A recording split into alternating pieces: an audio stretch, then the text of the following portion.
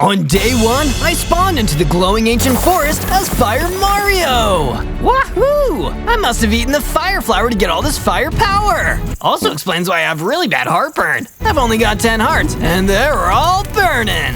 But I was distracted from my heartburn by a loud buzzing noise. I looked up and saw a giant mosquito hovering above me. Hey, you got 10 hearts, do ya? Bet there's a lot of blood in those hearts. And sucking blood just happens to be my specialty. The name's Mozzie. Mozzie Mosborn. Pleased to drink ya. That pun doesn't even work. Drink doesn't rhyme with meat. Eat does. Oh, I'll be doing the eating around here. One way or another, I'm getting your blood, plumber boy. I didn't like the sound of that. Mosquitoes suck at the best of times. I turned and ran as quick as my little Mario legs would carry me, until I couldn't even see Mozzie or hear his annoying buzzing. Phew, looks like I'm safe here. Not so fast. It was a Creeper Spiderling, and he looked really mean. I just can't catch a break today. Mamma mia! I wasn't strong enough to use my fire powers yet, so once again, I just booked it in the other direction. Wow, this world has a bug problem. Might be time for this plumber to play pest controller. On day 2, I emerged from my hiding place in the glowing ancient forest. Wow, the plants look really weird and wild around here. I hope at least some of them are edible, or I'm gonna be in real trouble. I searched around, avoiding anything that looked poisonous, until I was lucky enough to find some delicious apples. Molto bene! It's like Ma always said, eat apples. I started breaking down the tree with my powerful Italian fist until I had a bunch of apples to enjoy and enough wood to build myself a wooden pickaxe. Wow, I'm wasted in plumbing. I should have been a carpenter. I mined up enough stone to make a stone sword and pickaxe. Then it was time to build myself a little Mario base. Soon enough, after a few hours of construction, I had a humble shack to call my own. It wasn't much, but it was mine. But some people don't respect personal property. People like the Creeper Spiderlings, one of whom was coming right towards my base. Well, if it isn't the boss's favorite refreshment, he wanted me to either web you up or blow you up. And as a Creeper Spiderling, that's me specialties. Wow, you're two things that never should have been combined. Plumbing is my specialty, but I double majored in kicking butt. With my stone sword, I took on that gnarly monster and defeated him before he had a chance to detonate my livelihood. That's why you don't mess with me, Mario! Woohoo! On day 3, I was wandering through the fungal patch looking for some delicious mushrooms to add to a mushroom stew I was making back at my base. But there wasn't much room in the fungal patch, cause so much of it was being taken up by a big axolotl. Mind if I pick some mushrooms here, Mr. Big Axolotl? Yeah, I have a name, and it's Krungus. Also, no, you can't pick mushrooms. Fair enough, I'll respect your boundaries. Can you recommend anywhere else that I can search for mushrooms? That's it, Buster. Nobody asked Krungus where to find mushrooms in this overworld. I'm gonna destroy you, just for asking. The battle commenced! I had a sword now, but Krungus the big axolotl was still too big and too strong. There was no way I'd survive with Krungus among us. I just needed to make like an apple and leave. But the day wasn't a total wash. On the way out of the fungal patch, I ran into a friendly Spider Llama named Sal. Hey, Zozo, how's it going, man? You're looking fire. Oh my goodness, Sal. I haven't seen you since college. We've got a lot of catching up to do. Wanna come hang out at my base? I was thinking of doing some home reno, and I know you're a chartered architect. Actually, I've taken a different career path. I switched my major to Spider Llama, but I'll still happily come with you, buddy boy. Oh yeah! From day 4 to day 5, I constructed a perfect Spider Llama den, just like one I'd see on the Discovery Channel once. Wow, Zozo, this is amazing. You're a real king. If I've ever been in a Spider Llama den, it's here and now in this Spider Llama den. Thank you, Sal. You always know just what to say. I'm gonna get some shut-eye. We'll hang like Donkey Kong in the morning. Blada bing, baby! Sal the Spider Llama went to bed after that, and just while I was staring at the sky and thinking about life, I heard the telltale legs of another Creeper Spiderling. Hey, room for one more spider hybrid? I promise I won't take you to Mozzie. I'm chill, I swear. Are you lying? Because if you are, you legally need to tell me if I ask. Dang it! I was hoping you wouldn't ask. The truth is, I'm here to capture you or blow you up. One of the two. I'm from Brooklyn, buddy. I'm immune to explosion damage. Let's tango. And we did tango. But the kind of tango you do with swords. And I led, which means I defeated him with my sword. Wow, what a victory! And it looks like he dropped something. It was an awesome Kyther blade. This is probably pretty powerful. I'll save this for a special occasion, rather than wasting it on these goji maka snackaroons. From day 6 to day 8, I was in the farther reaches of the glowing ancient forest, gathering materials. While I was out there, I happened upon a few sheep and was instantly charmed by their calm energy and witty remarks. You guys are all right. How about you come back to my base? I'll build you a paddock and everything. They followed me back to my base, where I built a fence around them. They had plenty of room to play, exercise, and contemplate life's biggest questions. But the biggest question I could think of as I returned to the forest was, when did Mozzie sneak up behind me? And why did he have such a sick battle axe? Hey, Zozo! I got a riddle for you. What's worse than a mosquito without a battle axe? I don't know, Mozzie, what? Darn it! I was hoping you'd tell me. Anyway, my dad gave me this sick battle axe. I'm gonna chase you with it now. I appreciate your honesty, Mozzie, but how about you don't do that, though? You should know better than to try reasoning with me, Zozo. I'm unreasonable and proud of it. I ran away as he buzzed after me, hacking like a madman who drank too much full sugar soda. There was no way I could face him at my current power level. I just needed to get out of there. Lucky for me, everyone knows a Mario is faster than a bug, so I was able to escape. But I don't ever want to cut it that close again. Who knows what his dad will give him next time? From day 9 to day 10, I returned back to my base, feeling terrified, but relieved I still had all my blood in my body. I always thought a mosquito would just be annoying, but Mozzie is straight up terrifying. Lucky for me, I had my good pal Sal waiting for me at my base in the glowing ancient forest. He immediately ran over with some exciting news to give me. Hey, Zozo, don't be a bozo. You'll be happy to know. I've got cool stuff to show. Why are you talking like that? Yeah, I just thought it was funny. Come check out the statue I've been building for you. Oh, a statue? Why didn't you say so earlier? I ran over to see the statue that Sal had started. It looked awesome. I couldn't quite tell what it was going to be yet, but it already looked incredible. Do you know what it is yet? If you can guess, give me a hint down in the comments. But it wasn't just a statue that Sal had built. He'd also made a few other awesome base upgrades, including a pizza joint called Sal's Pizza, a storage room for all our gear, and a furnace for cooking pizzas and smelting metal. This base is just chef's kiss. From day 11 to day 12, exhausted from all the work we'd done in the days before, I decided to sit around and relax with my favorite paisan, Sal the Spider Llama. Feels good to finally relax after these last few weeks. I'd be lying if I said this whole thing wasn't stressful. You're telling me? I've had that mosquito and his minions all over me for months now. If I didn't have 8 legs, I don't think I would have escaped. So Mozzie's been a problem for a while, huh? How exactly did this whole situation start? Giant mosquitoes don't just pop out of thin air, right? Believe it or not, it was all down to bad plumbing. What?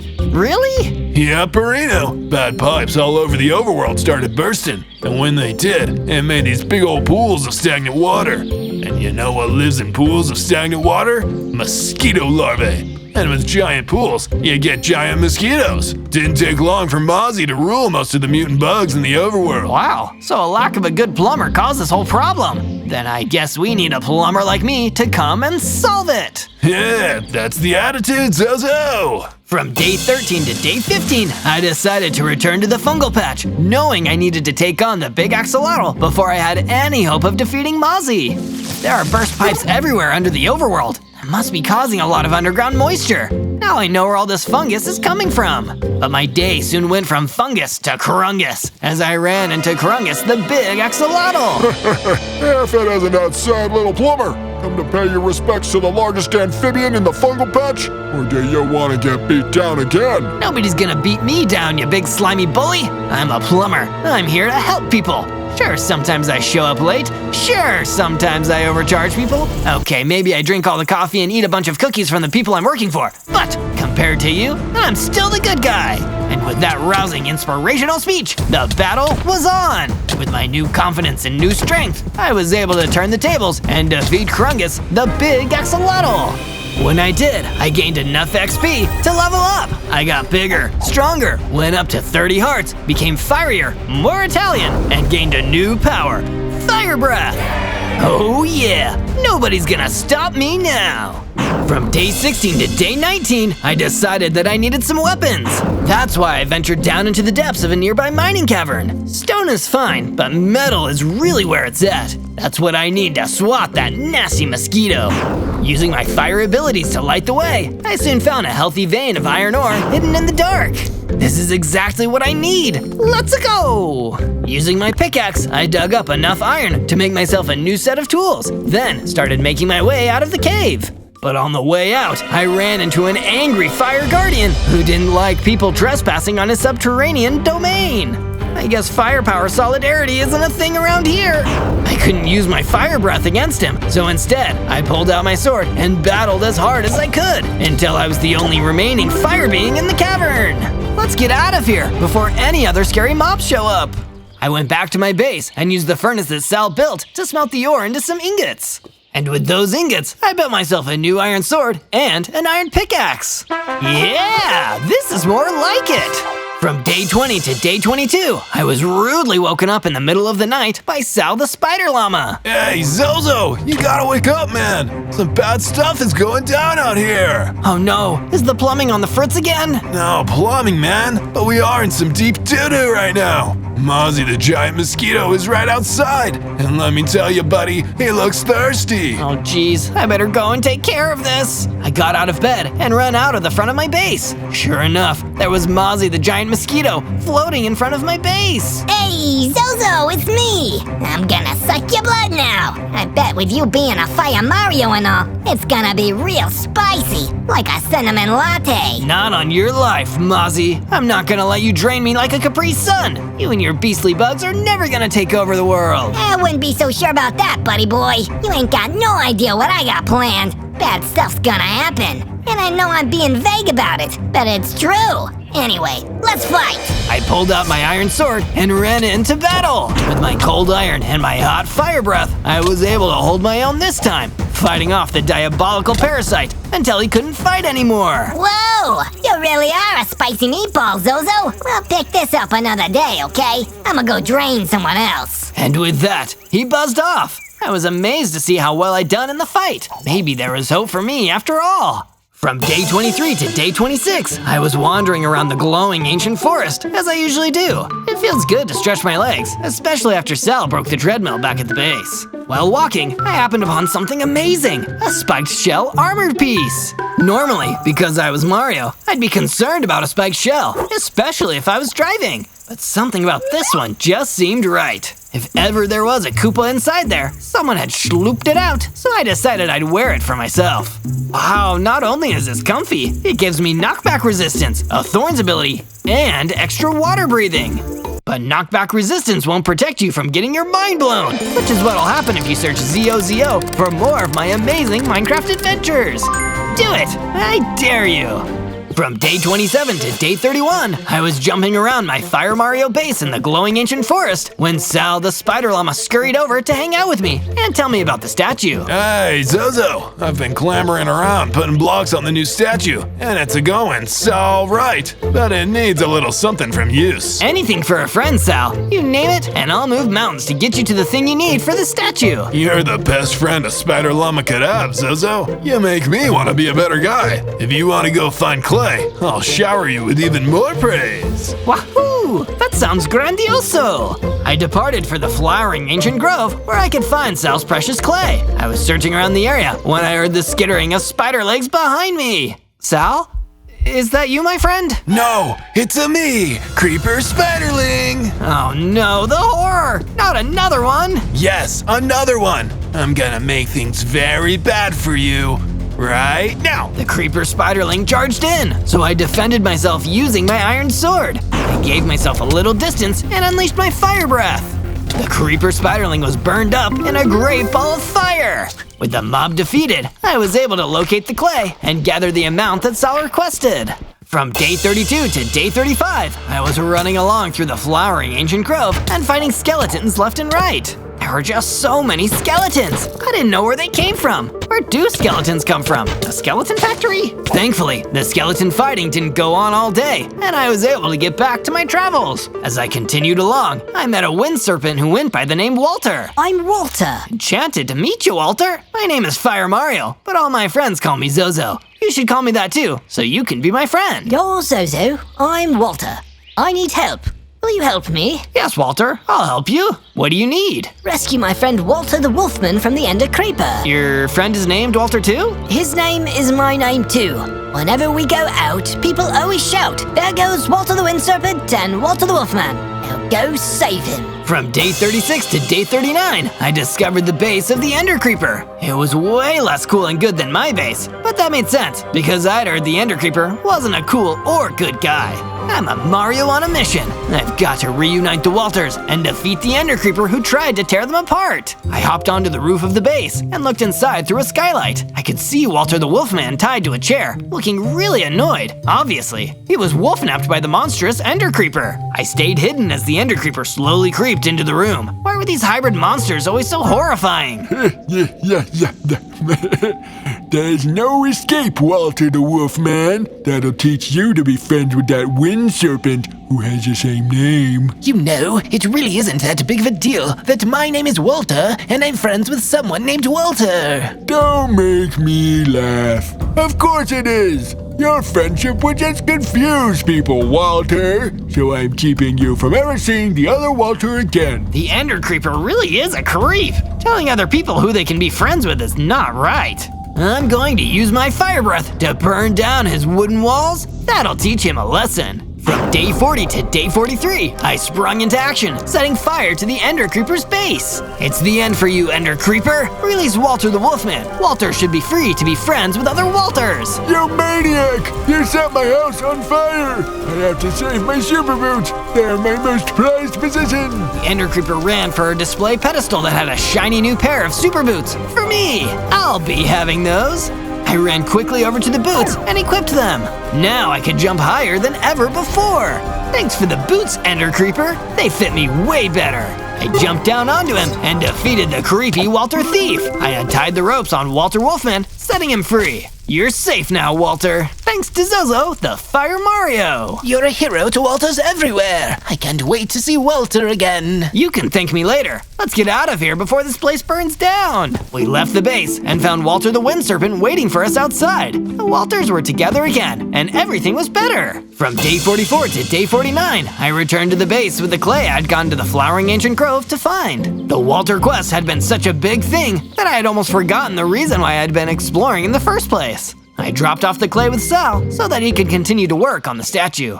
Bada bing! That's the right stuff. You sure took your sweet time, but the statue is gonna be even sweeter. I'll be looking forward to it. For now, I think I'll do some renovating on my own. I gathered some stone and iron and constructed a giant wall around the entire perimeter of the base. I built it high to make it more difficult for enemy mobs to break in and ruin my day. When I was done, I admired the progress that Sal the Spider Llama had made on the statue. It was coming along now, and the clay was now part of the charm. From day 50 to day 53, I heard buzzing in the wind and knew that Mozzie had come back to get me. He flew straight over the big strong wall that I had built the other day and called me out like he was a knight making a challenge. An annoying knight, that is. It was actually a mosquito. Hey, Zozo! The thing about walls is, they can only keep out mobs that don't fly or climb. I know the wall didn't help at all. I can see that with my Fire Mario eyes, but you're not helping by pointing that out. Hold on a second, I wasn't listening.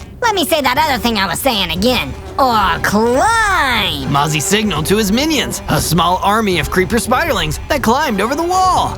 Oh no, that's what he meant! Yeah, how about you deal with them? Cause I'm not gonna be here. I got an errand to run, and I'm taking Sal with me. Mozzie flew away, stealing away Sal the Spider Llama, and leaving me to battle the Creeper Spiderlings. I attacked a bunch of them with my fire breath, and then hacked the others down with my iron sword. The battle was over shortly, and the epic win made me power up into Super Fire Mario. My number of hearts was now 50, and I could throw actual fireballs now. Blop, blop, kapow! From day 54 to day 57, I made the wall around the base taller, because if I couldn't keep out the Creeper Spiderlings, I could at least tire them out by forcing them to climb more before they made it in. This won't do anything about Mozzie though. It's a good thing that he was busy with his errand the other day, but I might not be so lucky next time.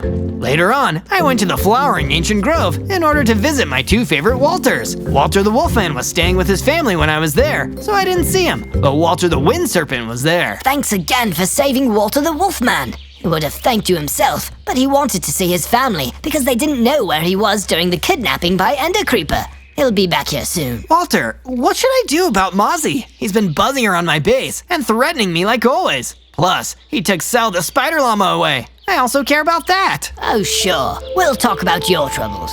The thing about Mozzie Mosborn, he's extremely annoying.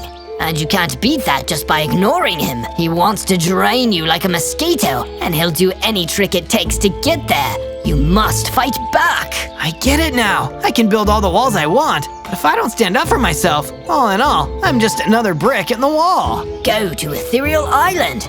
There you will find your friend. From day 58 to day 62, I went mining for diamonds down in the caverns below my base. There were a lot of gas floating around, but with my mad fireball throwing skills, they weren't much trouble at all. Blap, blap, blap, blap. Go away, Ender Gas! With the mobs taken care of, I mined to my heart's content. There were diamonds aplenty, so I gathered them and crafted a diamond pickaxe and a diamond sword. How do you like me now? From day 63 to day 66, I was bothered by the fact that Sal wasn't working on the statue anymore. But then I remembered that he was probably still in the terribly annoying clutches of Mozzie. I guess the statue isn't really worth worrying about compared to my missing best friend. Sal never came back from that errand that Mozzie took him along for. I should go looking for him. And if you want to look for more Zozo videos and find them easier than ever, you should subscribe to the channel and ring the bell so that you will be notified of all my videos whenever they're new. Now to find my good friend Sal the Spider Llama.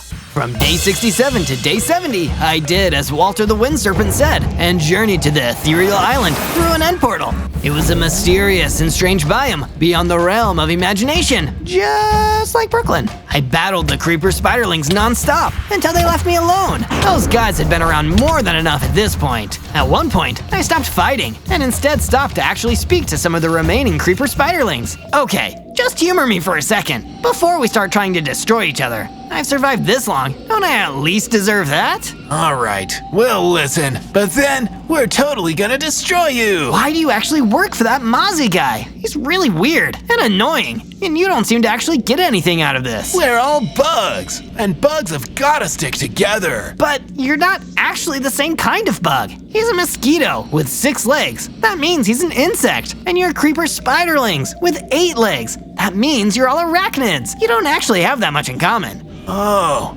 well, in that case, I don't know why we're here at all. Let's get out of here, boys. And with that, all the Creeper Spiderlings left, and I continued deeper into the base. From day 71 to day 74, I ran deeper into the base, searching anywhere I could for my best buddy Sal. Come on, Sal, you've got to be around here somewhere. Did somebody say Krungus? Suddenly, Krungus, the infamous big axolotl, came from behind the tree. Krungus? No, I didn't say that because I thought I defeated you. Ah, you big dum-dum. It takes more than death to stop me, for I am Zombie Krungus. Big Krungus. Big Krungus. Big Krungus. Once he'd finished his weird war cry, he attacked me, and we started battling once again.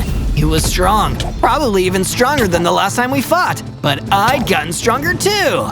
I dashed him with my sword and blasted fireball after fireball at him, slowly watching his evil zombie powers drain away.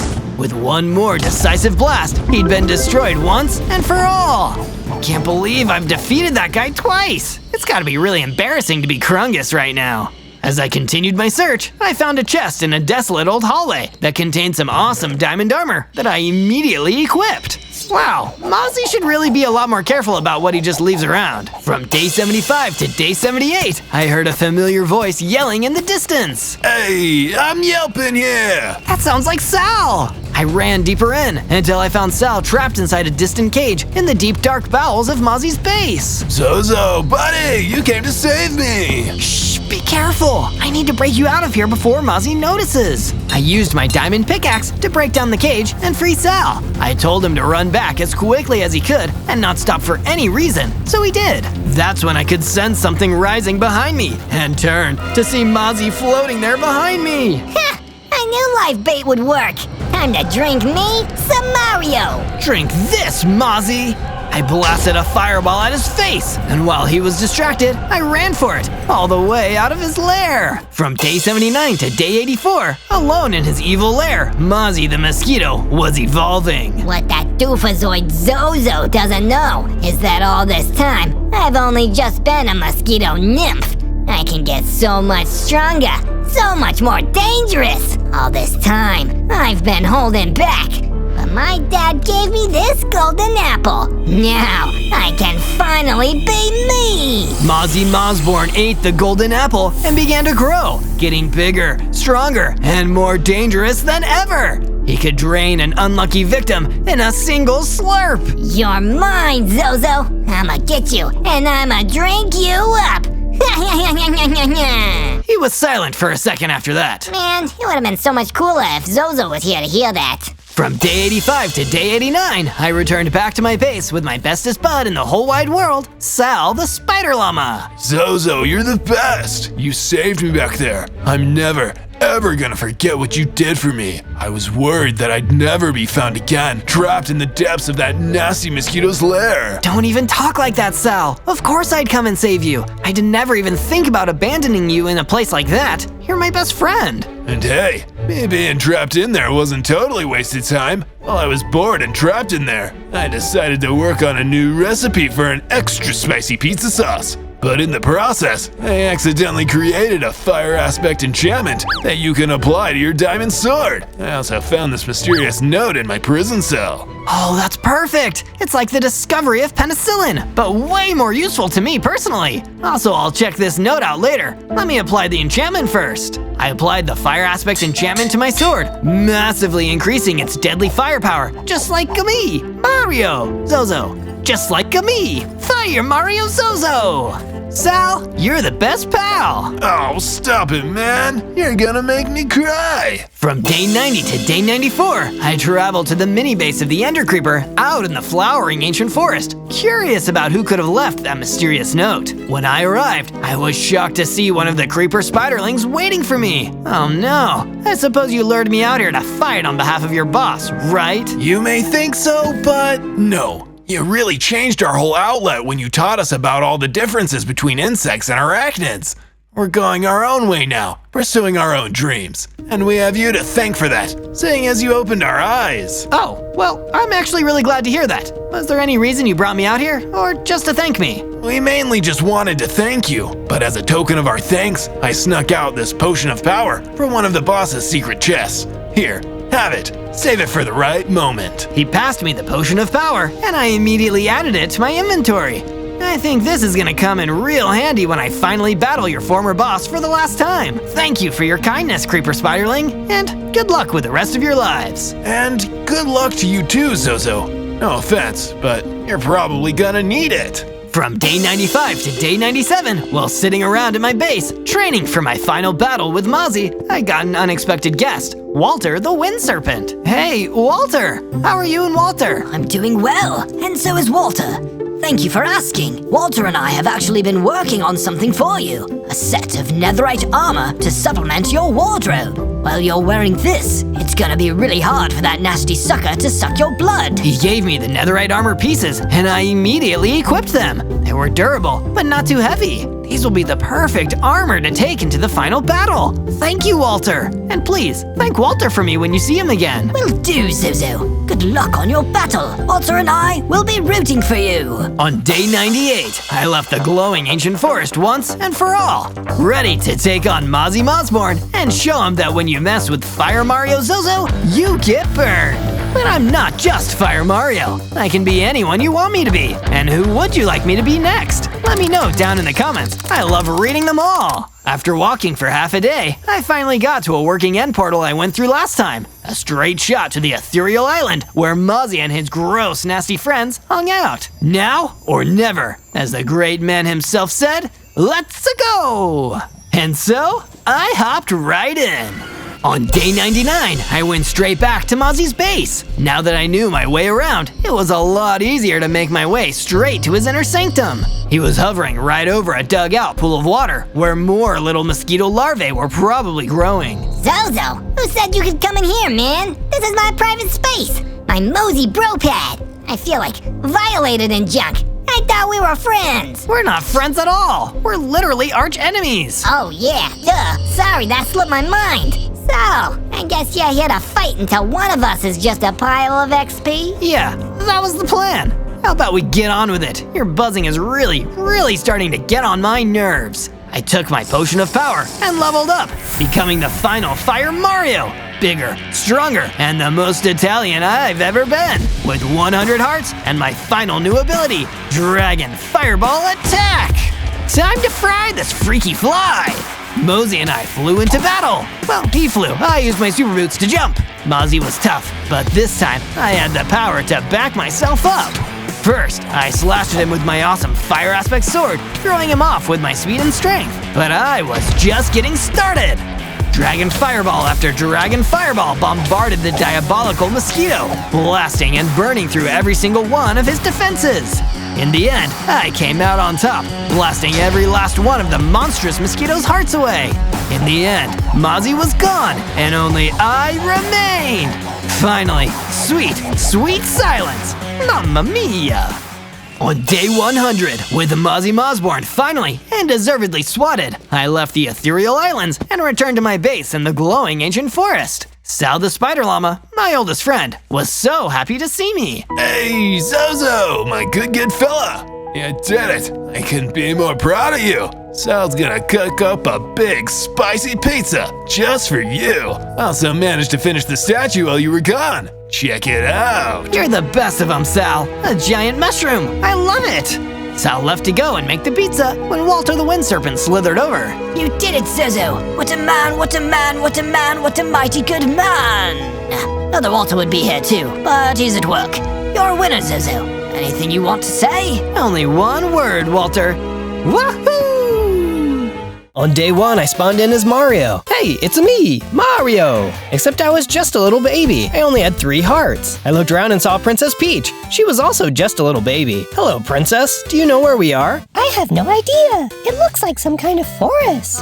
I looked around and all of the trees close to us looked like they had been burned down. The grass was dead too. We were basically in a little crater. Huh, that's odd. Just then, a bunch of Koopa Troopas came out from the trees and grabbed Peach. Hey, you let her go! I jumped on one Koopa and he took a lot of damage. Neat. I jumped again, but the Koopas got some hits in. I only had a little bit of health left. Before I knew it, some Koopa Troopas were taking Peach away. I didn't have the strength to fight all of them, but I tried to follow after to see where they were going. You let me go! Peach struggled, but it was no use. There were too many Koopas and she was tiny. I kept following, but then all of a sudden, they disappeared. Hey, where did they go? I looked around but didn't see them anywhere. It was getting dark out, so I decided to find some shelter for the night. I would look for Peach tomorrow. On day 2, I woke up and went to gather some supplies. I couldn't help Peach if I didn't have some sort of weapons. I gathered some wood from some trees and went to building a crafting table. Then I made some wood tools along with a sword. This'll do the trick. I decided that I wanted to set up a base. I needed to make sure I was safe from Bowser and his goons. I got right to work gathering supplies and clearing out an area next to the water. It wasn't anything fancy, but it was safe.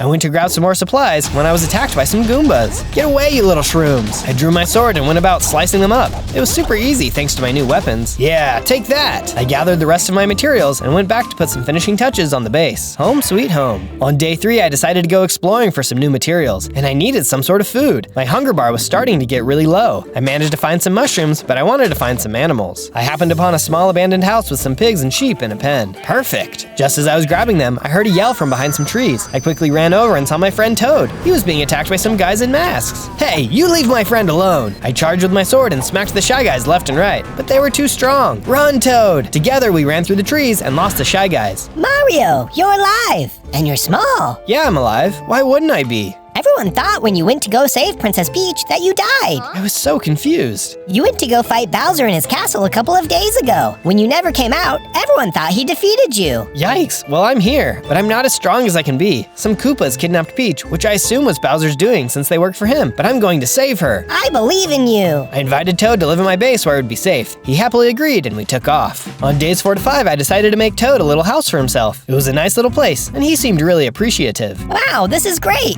Thanks. Of course. I also planted a garden full of my mushrooms. I figured I should probably go out to get some food for Toad as well, so I went exploring. I managed to find some wheat seeds and some carrots, but then I was attacked by some Goombas. Get back! I managed to finish them off in just a few swipes. Man, if only everything was that easy. Just then, I noticed that one of the Goombas had dropped something. It looked like a big mushroom. I checked it, and it was a super mushroom. Whoa, cool! This will come in handy for later. I made my way back to the base with my seeds and began planting. It was really starting to come together. On day 6 to 8, I went to gather some animals. I hadn't gotten any before because Toad and I were attacked, but I was determined to get some now. I headed out near the water when I saw Bowser. He was with some of his Koopas. I decided to attack. Hey, give me back Princess Peach, you overgrown lizard! I charged at Bowser. He wasn't expecting it, and I managed to get a few hits in. Puny little man, take this. Just then, Bowser let off a breath of fire. Ow, ow, ow, ow, ow, ow. I jumped away, trying to extinguish the flames. Bowser just laughed and took off with his goons. Wow, I forgot he could breathe fire. After another minute of letting my hearts regenerate, I went back to look for some animals. I had had a rough day, but I still needed to take care of me and my friend. On days 9 to 10, I headed back to the base with some sheep and pigs. I made some quick pens for them and herded them in so they wouldn't escape. Then I found Toad and told him about my encounter. That's awesome that you took on Bowser. I'm not as strong as I used to be, but I did get some hits in. I knew I could defeat Bowser, I just had to keep training. Then, I had an idea. Hey Toad, I want to build a statue just outside the base. It'll let people know that I'm still here and that I'm going to defeat Bowser once and for all. That sounds great. Toad agreed to help and we cleared out an area. We started building and managed to get some of the base done. Can you tell what it's going to be? I also made some modifications to the base, including a lounge area and a bigger garden. It was looking good. On days 11 through 12, I went back to my spawning point. I needed some more information about what had happened before, and I figured that might be a good place to start. I approached the crater and immediately I was sucked into the sand. Ah! Before I knew it, everything had gone black. Then, all of a sudden, I was my old self again. I was big and strong. I was storming Bowser's castle, fighting my way through the Koopas. I defeated them easily and found Bowser in his throne room. He had Peach. Let her go, Bowser. He laughed and pointed a weird-looking shell at me. Peach managed to run forward and grab me as the magic hit us both. We disappeared as Bowser screamed. All of a sudden, I felt something pulling me out of the sand. I gasped for breath and realized it was Toad. Toad, how did you know where I was? I followed you because you were being super odd this morning. I saw you fall into the sand, and I couldn't get to you for a while. Are you okay? Yeah, I'm fine. I remember what happened. I told Toad about my flashback. Whoa, that's crazy. I wonder where Bowser got a weapon like that. No idea, but he won't use it again. I'll make sure of it. On days 13 to 15, I went back out to gather some more supplies. I happened upon the same abandoned house where I found Toad and saw the same Shy Guys hanging out around it. I tried to sneak past, but they saw me and attacked. Hey, I wasn't doing anything to you. They didn't listen and just kept hitting me, but I was stronger this time and I managed to defeat all of them. Yeah! Just then, I felt a surge of power and I leveled up into a regular-sized Mario. I had my mustache back too. Hey, I feel like my old self again. I jumped and realized I could go much higher than before. Wow, this is amazing. I'm basically flying. I gathered the rest of the wood and branches easily with my new jumping ability. I could take on anybody now. On days 16 through 19, I found a cave that had some really great materials in it. I was able to gather some stone for some new tools and weapons. Neat. I went down further into the cave when I saw something floating in the air. What is that? I got closer and I realized it was a boo. Before I knew it, it saw me, but then it covered its face. Okay? Maybe it wouldn't be a problem. I started to mine some of the materials, but then it attacked me. I turned back around and it covered its face again. Okay, I see how it is. I tried to keep my eyes on the boo, but it kept getting attacks in. Eventually, I managed to hit it and it disappeared in a puff. I hurried and made a crafting table, and with my new materials, I made a stone pickaxe, sword, and other tools. Nice! I had some good materials and decided to head back to the base to make some upgrades. On days 20 to 22, I made it back to the base just as Toad started yelling. Help! It's Bowser! He's at the back door! I hurried and drew my sword before approaching the backside of the base. I went up onto the top of the wall and looked down. Sure enough, it was Bowser. Hey, get away from here, Bowser! He looked up at me and shrieked. I knew I would find you eventually. I heard you were in the forest somewhere. Give it up. You're no match for me. That's enough talking. I jumped down and attacked. With my new ability, I could jump to avoid Bowser, but I couldn't jump on top of his shell. His spikes were too, well, spiky. Ouch! Princess Peach is mine. You can't have her. Bowser drew a large breath and then breathed fire at me. I was able to jump and then land a blow on his head. Ah! He shrieked again and started to retreat. Yeah, run away, you coward. I'm not through with you yet. I let him go, knowing full well that I would see him again. I knew I could eventually beat him. I wasn't very strong, but I would get there. On days 23 to 26, I went back to the abandoned shack to check it out. I had been too busy trying to defeat the Shy Guys that I didn't even check out the house. Inside were a few beds and tables, but I found a secret hatch. Neat! It led down into the ground into a small room. In the corner was a chest. I opened it up, and there was a bunch of stuff inside. Wow, this is great! I gathered the string, iron ingots, seeds, and then I noticed there was an iron sword. Hey, this is exactly what I need. I drew the sword and took a swipe. It was much better than my stone sword. Wow, I feel great! And you know what will make you feel great? Subscribing and clicking the bell. You'll be just as happy as me. I went back up the ladder with my new stuff, excited to show Toad what I had found. On days 27 to 31, I started to work on the statue, but then realized we needed some green dye. Hey Toad, where can I get some green dye? Cacti! If you grab a bunch of those, we should be able to dye some wool. Perfect, I'll go looking for some. I traveled through the forest for a while before making it to the desert. It was so hot. Sheesh, this is miserable. I looked around and saw some cacti. As I was approaching, I felt something hit me. What was that? I looked around and saw a pokey. It had blended into the sand really well. But it wasn't just one pokey, there were a bunch, and I was surrounded. Jeez, where did you come from? I drew my new sword and started swatting at the plants. They kept falling on me and I had to dodge their tall bodies. After a minute, I had defeated them all. That was a new one. I grabbed as many cacti as I could hold and headed out of the desert looking for pokies. I saw some and quickly skirted around them. As fun as that was, I don't really want to do it again. I made it back safely and managed to dye the sheep green. I sheared them and started on the statue. It was looking good. We weren't even close to finishing, but it was going to turn out awesome. On days 32 to 33, I went out to look for some more people. I couldn't remember much from my former life, but I did know that I had friends. They were probably hoping that I was still alive. I went through the forest, past the edge of the desert, and went further into the taiga. I was traveling for a long time when I saw a light up ahead. When I got closer, I realized it was a castle. I don't remember whose this is, but I'm sure they are friendly. I approached and was immediately attacked by some Goombas. Get back!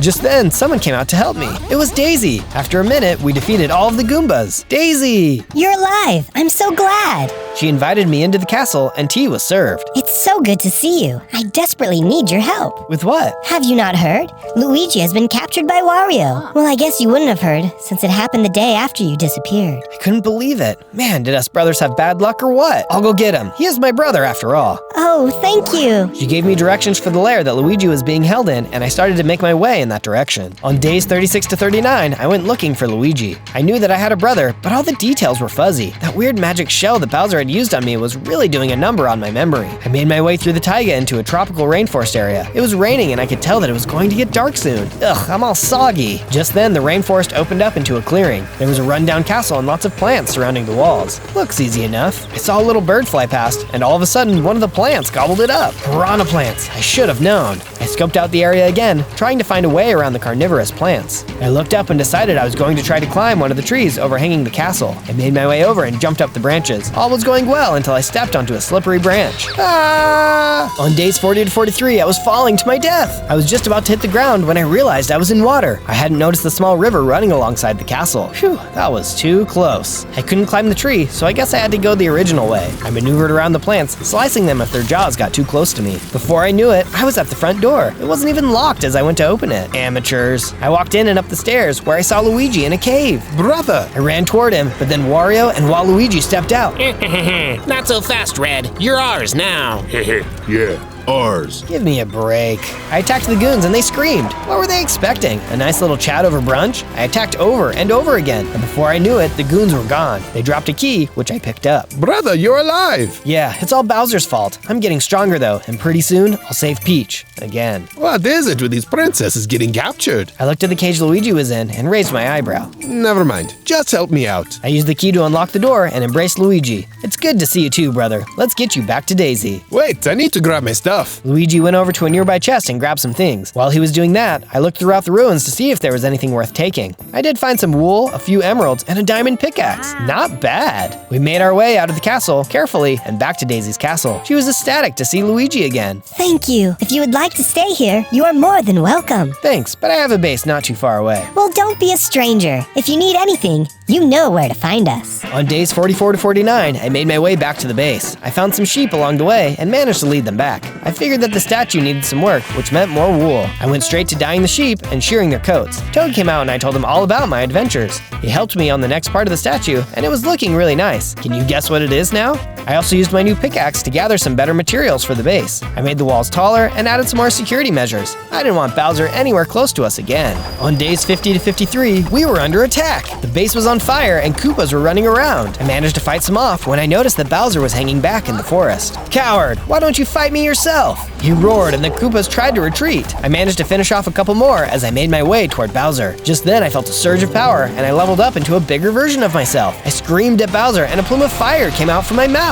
Whoa, I'm Fire Mario! Bowser must have been scared because he immediately began running away with the remaining Koopas. I hurried to put out the flames before it engulfed the entire base. I went to go check on Toad, but he wasn't in the house. I went looking around the base, but I couldn't find him anywhere. Oh no, Bowser must have taken him! It was all my fault. I was too preoccupied with the Koopas and getting to Bowser that I didn't even notice them taking my friend away. I felt awful. I needed to find Toad, but I had no idea where to go. On days 54 to 57, I fixed the base. I needed to make sure that nobody ever could get in again. I made larger and thicker walls, built security towers, and even added some pressure plates with traps. No way anyone is getting in here. I knew I needed to save Toad. I just needed some help first. I decided to go back to Daisy to see what she knew about Bowser and his henchmen. I made my way to her castle and was immediately greeted by Luigi when I got there. Rather, you've returned. Not to stay. I need some help. He led me inside and I chatted with him and Daisy about Toad being kidnapped by Bowser. Bowser doesn't keep prisoners in his castle unless it's Peach. He hands them all off to King Boo.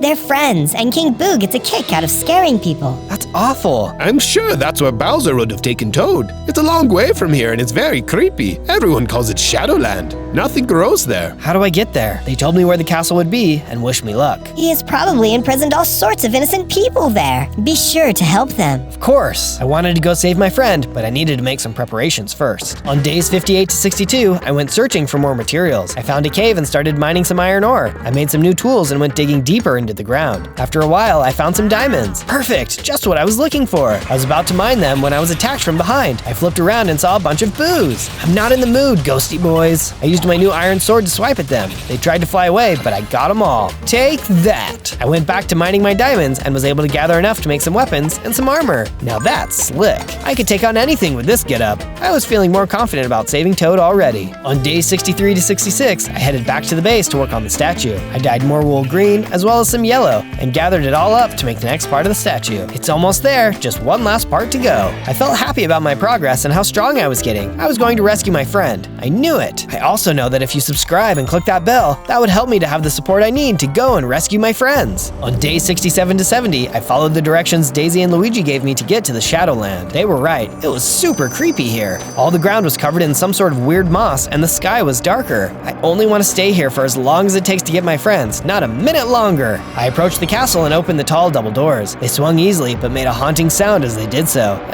I hated that. I walked into the castle and the door swung closed behind me. Oh great, just what I wanted. All of a sudden, a bunch of boos came out from behind the pillars and started attacking me. These guys weren't shy at all about getting up in my face. I'd rather you not do that, thanks. I managed to poof them all out of existence before heading up the grand staircase. King Boo has some fancy digs. I continued up further but couldn't find anyone. They must be in the basement. I continued back down the stairs, looking around for the entry to the basement. There didn't seem to be a staircase anywhere.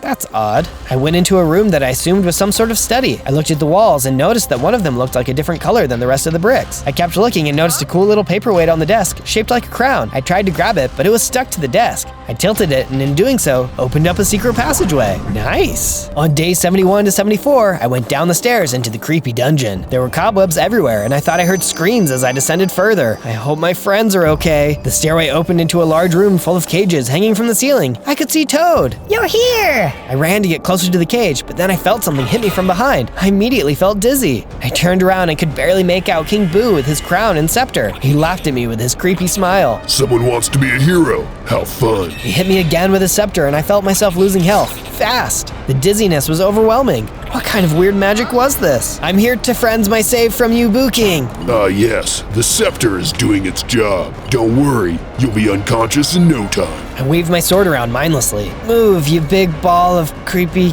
creep. Before I knew it, I had fallen down and everything went black. On days 75 to 78, I woke up in a cage and my head hurt. Man, that did not go as planned. You're telling me. I looked over and could see Toad, along with Toadette, Yoshi, Rosalina, and Birdo. Wow, I guess we're all a bunch of geniuses, huh? You're still feeling the effects of the scepter. Just take it easy. Toad was right. I was feeling pretty awful still. I looked around the room and noticed there was a large release button on the wall, but it was too far away. Then I had an idea. Hey everybody, try to take cover, okay? Everyone huddled in their cages as I let out my fire breath. I aimed toward the button and the pressure from the fire activated it. All the cages popped open and we were free. Everyone, get upstairs. We need to escape. Not so fast. I looked and saw King Boo coming down the stairs. Everyone backed up against the wall. You won't get me again, Boo. He smiled his creepy smile and charged me. I let out another fire breath, which sent him flying. He screamed and tried to go back up the stairs. Not so fast. I let out another fire breath and got him square in the face. He screamed again. I ran up and hit him a few more times with my sword, doing some hefty damage. Then, in the blink of an eye, King Boo was no more. Yay! Everyone cheered and started heading up the stairs. We all made it out and headed toward the base, triumphant. On days 79 to 84, we traveled back to the base. It was a long journey, but we were all doing okay. Before we got there, we ran into Daisy and Luigi. We have just heard the most terrible news. What is it? Is everyone okay? For now,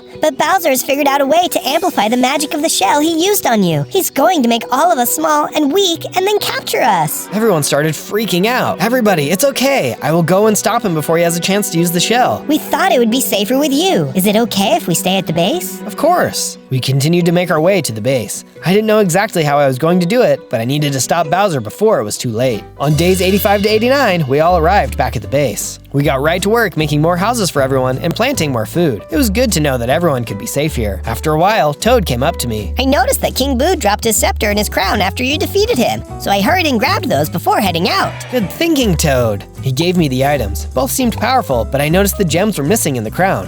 I wonder if that's what gave it its power. I already knew what the scepter could do, so I didn't think too much of it. Hey, let's finish the statue. Let's show Bowser just how powerful you really are. We went to work finishing up the last part of the statue. It had taken a good bit of time, but it turned out amazing. I was super proud of it. We went back down to the base where Toadette greeted me. I need to talk to you about the crown Toad found. Okay, what's up? Before Bowser captured Toad, the rest of us were all in the dungeon for a long time. I overheard Bowser talking to one of his henchmen about stealing the gems from King Boo's crown. He didn't want Boo to become more powerful than him. Boo assumed it was a servant who stole them, but it was Bowser. I know where he keeps the gems. You should get them so you can use the crown against Bowser. That's great information, Toadette. Thanks. Now I felt even more confident in my ability to defeat Bowser. On days 90 to 94, I traveled to the place that Toadette had told me about. It seemed like a smaller compound guarded by some Koopas, though these Koopas looked a little tougher than the other ones I had seen before. This must be the place. The security is better. He must be hiding some good stuff here. I snuck around and opened the door. I was met by a bunch of Koopas, which I smacked with my sword. I knocked out dozens of Koopas as I headed toward the small tower in the middle. Nobody could touch me. I was so powerful. I made it to the tower without a scratch and opened the door. I made my way up the stairs and into a small room with a chest in the middle. Get out of here before I turn you into a nice mantelpiece for the wall. I turned and saw a Koopa, this one larger than most I had seen. I'd like to see you try. The Koopa charged and actually got a few good hits in. He was a really good fighter. I dodged and swiped with my sword. He put up a good fight, but before long, he was gone. Oof, that was a bit tough. I went to the chest and opened it up. Inside was some gold, a bunch of netherite ingots, as well as the gems. I put the gems in the crown and it started to glow. I didn't want to put it on just yet. I figured I would save it for later. Thanks, Toadette. That was an awesome stash. I headed back to the base with my pockets brimming with all kinds of treasures. On days 95 to 97, I took the netherite I had found and upgraded my diamond gear into netherite armor and weapons. Nice, this is going to be amazing for my fight. I went around the base saying goodbye to my friends. Goodbye, brother. Good luck in there. Thanks. Thanks for all of your help. You go rescue Princess Peach and take Bowser down. Will do. Here's some mushrooms for good luck. Thanks, Toad. You're an awesome friend. Everyone waved as I left the base. It was go time. On day 98, I traveled to Bowser's base. I crossed all sorts of terrains on the way, which made it a long journey, but it was worth it if I could save my friends. If you like what you've seen, don't forget to subscribe and click the bell. It's been awesome having you so far. We'd love for you to tell us what you'd like to see next. I made my way over a hill and finally saw Bowser's terrifying castle. Now was my time to shine. On day 99, I approached Bowser's castle. This place is enormous. I entered the castle and it was empty. Huh. Weird. I went up multiple flights of stairs without seeing anyone. Okay, this is really strange. I finally made it to the throne room where I saw Princess Peach. She was full grown now, just like me, but she was in shackles. Mario, help! I approached, but then remembered what happened the last time. I looked around and sure enough, Bowser was trying to hide behind a pillar, waiting to attack. Nice try, big guy. He held the shell in his hand, a sort of mechanism strapped to it. It seemed to all be taped together. It honestly looked a little silly. You do that yourself? Is that why all your Koopas left? They saw how incompetent you are and don't want to follow you anymore? What's it to you? I'm going to rule this land, and nobody is going to stop me. You went to push a button and nothing happened. What? Why? You broke it, Bowser. I tried to tell you to give it up. You be quiet. Bowser tossed aside the shell, ready to breathe fire at me. I hurried and put King Boo's crown on. Just then, I leveled up into a huge Mario, just as big as Bowser. I'm Super Mario. I charged at Bowser with all my might. We exchanged blows. He was taking a lot of hits, but he wasn't doing too bad himself. I saw my health starting to decline, but couldn't give up now. Using all my strength, I made one final blow, knocking Bowser down, defeating him. Yay, you did it! Princess Peach jumped up and down for joy. We were free. On day 100, Princess Peach and I made it back to the base, safe and sound. Everyone cheered as we came in. It felt good to be a hero. On day 1, I spawned in as King Kong. Check me out, I'm the king of the world. But wait, why do I only have a few hearts? I'm a massive ape for crying out loud. That's when I realized I was on a playground. Looks like I'm not the king quite yet. From out of nowhere came a man wearing a black suit and tie. Oh, he must be super nice. We can always trust strangers in nice suits, right? Don't run, alien. You're coming with me. You're in trouble. Alien? Why is he calling me that? Just then, the man in black started to try and capture me. I'll never go with you. Kidnapping is wrong. I couldn't believe this guy. I had no choice but to run. Stop making a fuss and get into my unmarked vehicle. I have candy. The man in black was chasing after me and kept calling me an alien. What's this guy's deal? I ran into the forest and climbed up a big tree. Nice try, kidnapper. After resting for a bit in the tree, I jumped down to see if the man in black was gone. The coast was clear. Phew, I hope I never see that guy again. Just then, I heard some rustling. Was he back? Nope, it was a badger. Oh boy, I'm glad it's just you. There was a really weird dude chasing me earlier. The badger didn't want to chat. He was mad that I was on his turf and tried to attack me. Back off, Badgie. I punched him and knocked him away. Huh, I'm not so weak after all. Nice try, punk. That badger had definitely learned his lesson. Or so I thought, because it wasn't long before I was surrounded by an entire badger gang. I'm having a really rough day. They had me surrounded. Suddenly, I felt something in my chest, and I let out a giant roar. The badgers jumped and ran off. I have no idea where that came from, but it worked. I'll have to remember that for the future. It was getting dark, so I climbed back up into a tree for the night to sleep in the branches. Wow, from up here, it's almost like I could touch the moon. It's huge. As I fell asleep, I couldn't help but wonder if I'd ever find a family out there, so I wouldn't be so alone. On day 2, I decided it was time to make my way in this world. I started to wander around and it led me to a jungle. Oh, this certainly feels like the place to make a home. I started to cut down wood and gather stone. I made my crafting table and got to work creating tools and a couple of weapons. Easy squeezy, weapon pleasey. I knew I was going to need a base very soon, so I started collecting resources for that too. But this was the jungle, and it wasn't long before I was disturbed by a very grumpy venomous snake. I know how to handle this. I took a deep breath and roared, and nothing happened. Uh-oh, maybe snakes don't have very good hearing. Oh well, I'll just have to take care of him the old-fashioned way. It was a good thing I had just made a sword, which I used to quickly take him out. Now that the snake was gone, it made me want to build a really well-hidden base. I didn't want the man in black to find me, or anything else for that matter. As I went deeper into the jungle, I soon saw a giant boulder. That rock would be a good foundation for my base. I got right to work constructing the beginnings of my jungle home. It was coming along nicely, but I soon got tired and needed to rest for the night. It was cozy in my small but sturdy base. I fell asleep thinking of plans to eventually construct my home into a jungle temple. On day 3, I woke up bright and early to explore the jungle. Suddenly, I heard a squeak and saw a cute little green creature running away from a big crocodile. I followed them and saw the poor little green creature was cornered by the croc. Hey, stop right there, croc. How about you take a bite out of this? I started hitting him with my sword. He snapped at me, but I was able to dodge his blows. We brawled for a bit, but eventually I was able to knock him out. I looked around for the little green guy and saw he was running away. Hey, I'm not mean, I promise. He didn't stop running, so I followed him. Don't be scared. Look, I've got a banana. Want one? The little green creature turned and stopped running. You're probably hungry. Here you go. He really liked it, and I think it helped him trust me. Like banana I do. Oh, he can talk. I asked him his name and where his home was. Luno, my name is. Lunarian, I am. On the moon, I live, but from the moon, I fell. Lost, I am. A lot of mean creatures here there are, but you, nice you are. Alone, I am. I'm alone too. That's pretty cool you're from the moon though. I have no idea how to get you home, but I'm happy to try. The alien was relieved to hear I would try and help him. I invited him to stay at the base until we figured something out. He agreed and we went back together. On days 4 to 5, I made it back to the base. We added another room so that Luno had a space of his own. I'm going to need more materials to build some more of this temple. You stay here, Luno. I'll be back. I walked around the jungle and began mining and collecting all sorts of things from the temple. What was that? I thought I heard something, guess not. I got back to collecting things. I heard some more rustling behind me and some malicious giggling. I turned and saw the group of badgers that had ganged up on me earlier. Oh brother, not you guys again. When are you going to just leave me alone already? I took in a big breath and gave my best banshee roar. Some of the badgers ran off, but some of them just stayed there. That's strange. Well, now I wasn't defenseless like last time. I brandished my sword.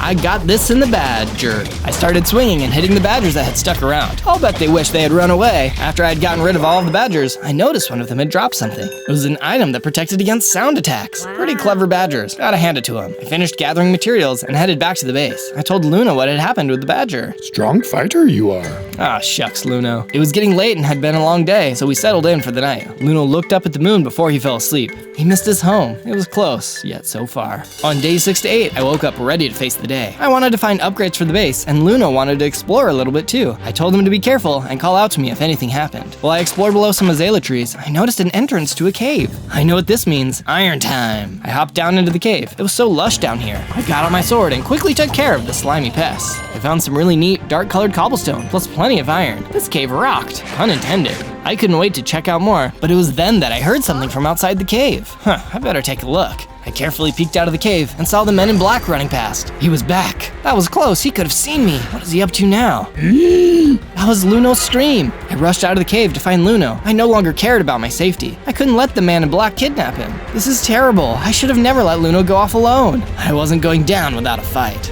Feel my wrath, kidnapper. I went to knock his blocks off, but before I could get over there, he suddenly evaporated into particles. What kind of kidnapper magic was this? I was left alone with only my regrets to keep me company. What was I to do? On days 9 to 10, I was so discouraged. The man in black was too cunning. There was no chance I'd be able to save Luno. I didn't even know where he was taken. Maybe a walk will clear my head. I wandered around the jungle and through the forest. Eventually, I ended up in a familiar spot. It was the playground I started off at. I climbed back onto the small skyscraper. There was something comforting about being on top of it. I'm supposed to be King Kong, king of the jungle, but I couldn't even save my friend. Sitting on the skyscraper gave me an idea though. I know, I can build a statue to help take my mind off of things. So I went back towards my base. I stopped at an area that was nearby, but not so close that it would give my base away. I started clearing the area for my big project. Once I was done clearing the area, I started the foundation of the skyscraper. Not too shabby. It was a great start, but that would be enough for now. It was about to get dark and mobs would be spawning. I headed back to the base and crafted some gear with iron to pass the time. I hoped Luna was okay. After a while, I decided to call it a night and got some sleep. On days 11 to 12, I got up bright and early. I was looking forward to building my statue, but I was going to need a ton of materials to build my skyscraper. I headed out of the jungle and into a bamboo forest. As I was exploring, I noticed a large building hiding among the plants. Well, I'll be a monkey's uncle. There was an old spooky looking mansion. I was so intrigued by it. I went inside and had a look around. I wonder who used to own this place. Maybe it was an explorer. I was taking a closer look at things when I was startled by the sound of someone clearing their throat.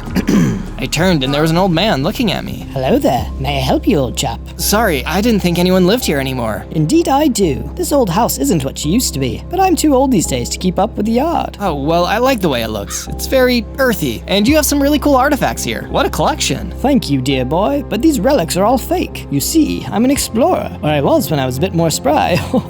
When I would find something fascinating, whether it was an animal, artifact, or relic, I didn't want to take it. No, I wanted others to enjoy finding it too, so I would come home and recreate it. That way, the original would be right where it should be. It's very honorable of you. I have mad respect for your respect. Cheers. You know, you remind me of someone I met before. This might fascinate you, if you'd like to see it. He led me into his backyard, and there in the middle was a model of a giant King Kong-looking gorilla. I found this gigantic creature on an island where it was worshipped as a god. I was so amazed, I went home and built this replica here. It's my most treasured discovery, and I've always hoped I'd meet another, as I've heard this creature is no longer living. I could tell he was thinking I was just like this great specimen. This is inspiring to see, but I'm much too small. I'll never reach that size. This ape started out as a small bugger, just like you. Day by day, he grew stronger and bigger until he was a towering, fearsome giant. Maybe you too will steadily grow so big. I wasn't so sure about that. I mean, I hope so, but I failed to save my friend. It was hard to believe I was destined for greatness. I said cheerio to the old explorer. I was glad I had met him. Then I continued collecting materials while also heading back towards home. While I was mining, I couldn't help but daydream about one day being a real king of the jungle. On days 13 to 15, I was making my way back to my base when I got the feeling I was being followed. I picked up my pace, hoping that would help, but I still couldn't shake that feeling. When I looked behind me, I finally caught a glimpse of something. Nope, I wasn't going to wait around to find out what it was. I booked it. I ran as fast as I could, but I was right. Something was following me, and that something was just as fast as I was. It was a tiger. It looks like I have no choice. I flipped around and faced him. No more running. I would just have to give it my all. Chew on this, tiger. I used my strength, my roar, and my sword. I gave it my all. He hit me a few times. There was no denying that this kitty was tough. This battle is intense. Even though it was a hard battle, I actually was holding my own.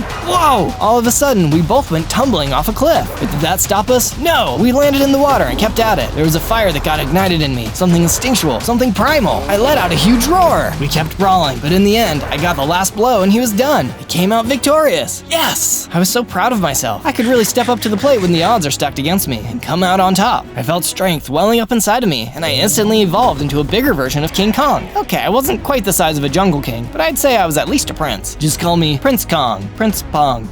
Yeah, maybe I'll just stick to being called Zozo for now. On day 16 to 19, I was feeling so confident that I had some pep in my step. Maybe things weren't so hopeless with helping Luna. I had figured out how to defeat the tiger. Maybe, just maybe, I could figure out how to rescue Luna. I decided to return to the place of the kidnapping to see if I could find any clues. Bingo! And Sloppy was his name-o. There it was, a map on the ground. Looked like he dropped it in the chase. His mistake was my advantage. I looked it over and saw that it had a building on it labeled Men in Black's Secret Lab. These dudes really need to do some training on how to not compromise classified information. What a bunch of rookies. The map changed everything. This meant I had a shot at finding Luno, and this time I was going to save him. But first, I better get ready for battle. I wanted to upgrade my gear, so I went back to the lush cave and mined a bunch more iron. Some spiders crawled up and tried to bother me, but I showed them who was boss real quick. Mind your business, spiders. Get it? The spiders weren't amused. Oh well, you go squish now. I was on a mission. I would not be deterred. Once I gathered enough, I went back to my base and got to work, crafting a full set of heavy-duty iron armor and iron weapons. Now, I was ready. I hoped. On day 20 to 22, I set off, following the map to the secret lab that was no longer a secret. Seriously, can you believe they just dropped that really important map? I approached the area where the place was supposed to be, but I didn't see anything anywhere at first. But then I spotted it. It was a very well-hidden bunker lab. Without the map, I'd have never noticed it. I guess I can give them a little credit for camouflaging. Just then, some guards came out of the bunker. I quickly ducked out of sight. Yeah, that little green alien is really adorable. It's too bad he won't be around after today. I was just getting used to having the little guy around. I think I'm gonna cry. Pull yourself together, Fred. Hey, I have feelings too. I'm sorry, Fred. I know what this is really about. It's about the last bagel that Jerry took. He already had one, Megan. Who does that? A monster, that's who. Let it out, buddy. Have a good cry. Talk about drama. I had to get in the door. Just then, 2 more guards came out to talk to the other ones. The door was ajar. This was my chance to sneak past the guards while they sorted out their feelings or whatever that was about. Okay, I'm in. That wasn't so hard. Just gotta find out where they're holding Luno, kick booty, and get out. No biggie. I turned a corner and found myself in a cafeteria full of guards. Uh-oh, wrong turn. Everyone turned and looked at me. So how about them burgers, huh? Talk about beefy. Well, I'll see myself out. Intruder, get that gorilla! That was my cue to run. I ran deeper into the base. They were so shocked to see a big gorilla, they weren't ready to fight. I took them out with just a few big punches. Ooh, one of them dropped a key. I know what to do with that. I put the key in the lock of the door they were guarding. Open sesame. Luno was inside the room. Zozo! He was so excited to see me. He was surprised how much I had grown. I told him I was sorry for taking so long to rescue him. He was just happy to see me and told me I was very brave. What a guy. No time to lose, Luno. We gotta break you out of here. The battle is only half won. We tried to hurry and make our way out without running into anyone else, but of course that was too good to be true. The man in black cut us off and blocked us from getting any further. I'm not the bad guy here. This is what needs to happen. Surrender, or I will have to use this. He flashed a fancy-looking gun. The gun didn't shoot bullets. Instead, it produced a terrible, debilitating sound. I quickly equipped my noise-canceling ear protection that I picked up from the badgers. But poor Luno was spinning with confusion. No one was going to hurt my friend on my watch. I charged the man in black. I gave him a super punch and knocked him to the ground. He didn't get back up. He was out cold. Total knockout. You didn't stand a chance against these guns. Luno was still a bit disoriented, but he was okay. We rushed out of the lab and into the wilderness. The man in black never knew what hit him. On day 23 to 26, we returned to the jungle temple. I kept apologizing that I hadn't been able to stop the men in black from taking him, but he told me he didn't care, that it wasn't my fault. Blame yourself for other actions. Do not. I guess he had a good point. I tried my best, and sometimes bad things just happen. So, are you okay after being captured? Heavy is my heart. Homesick?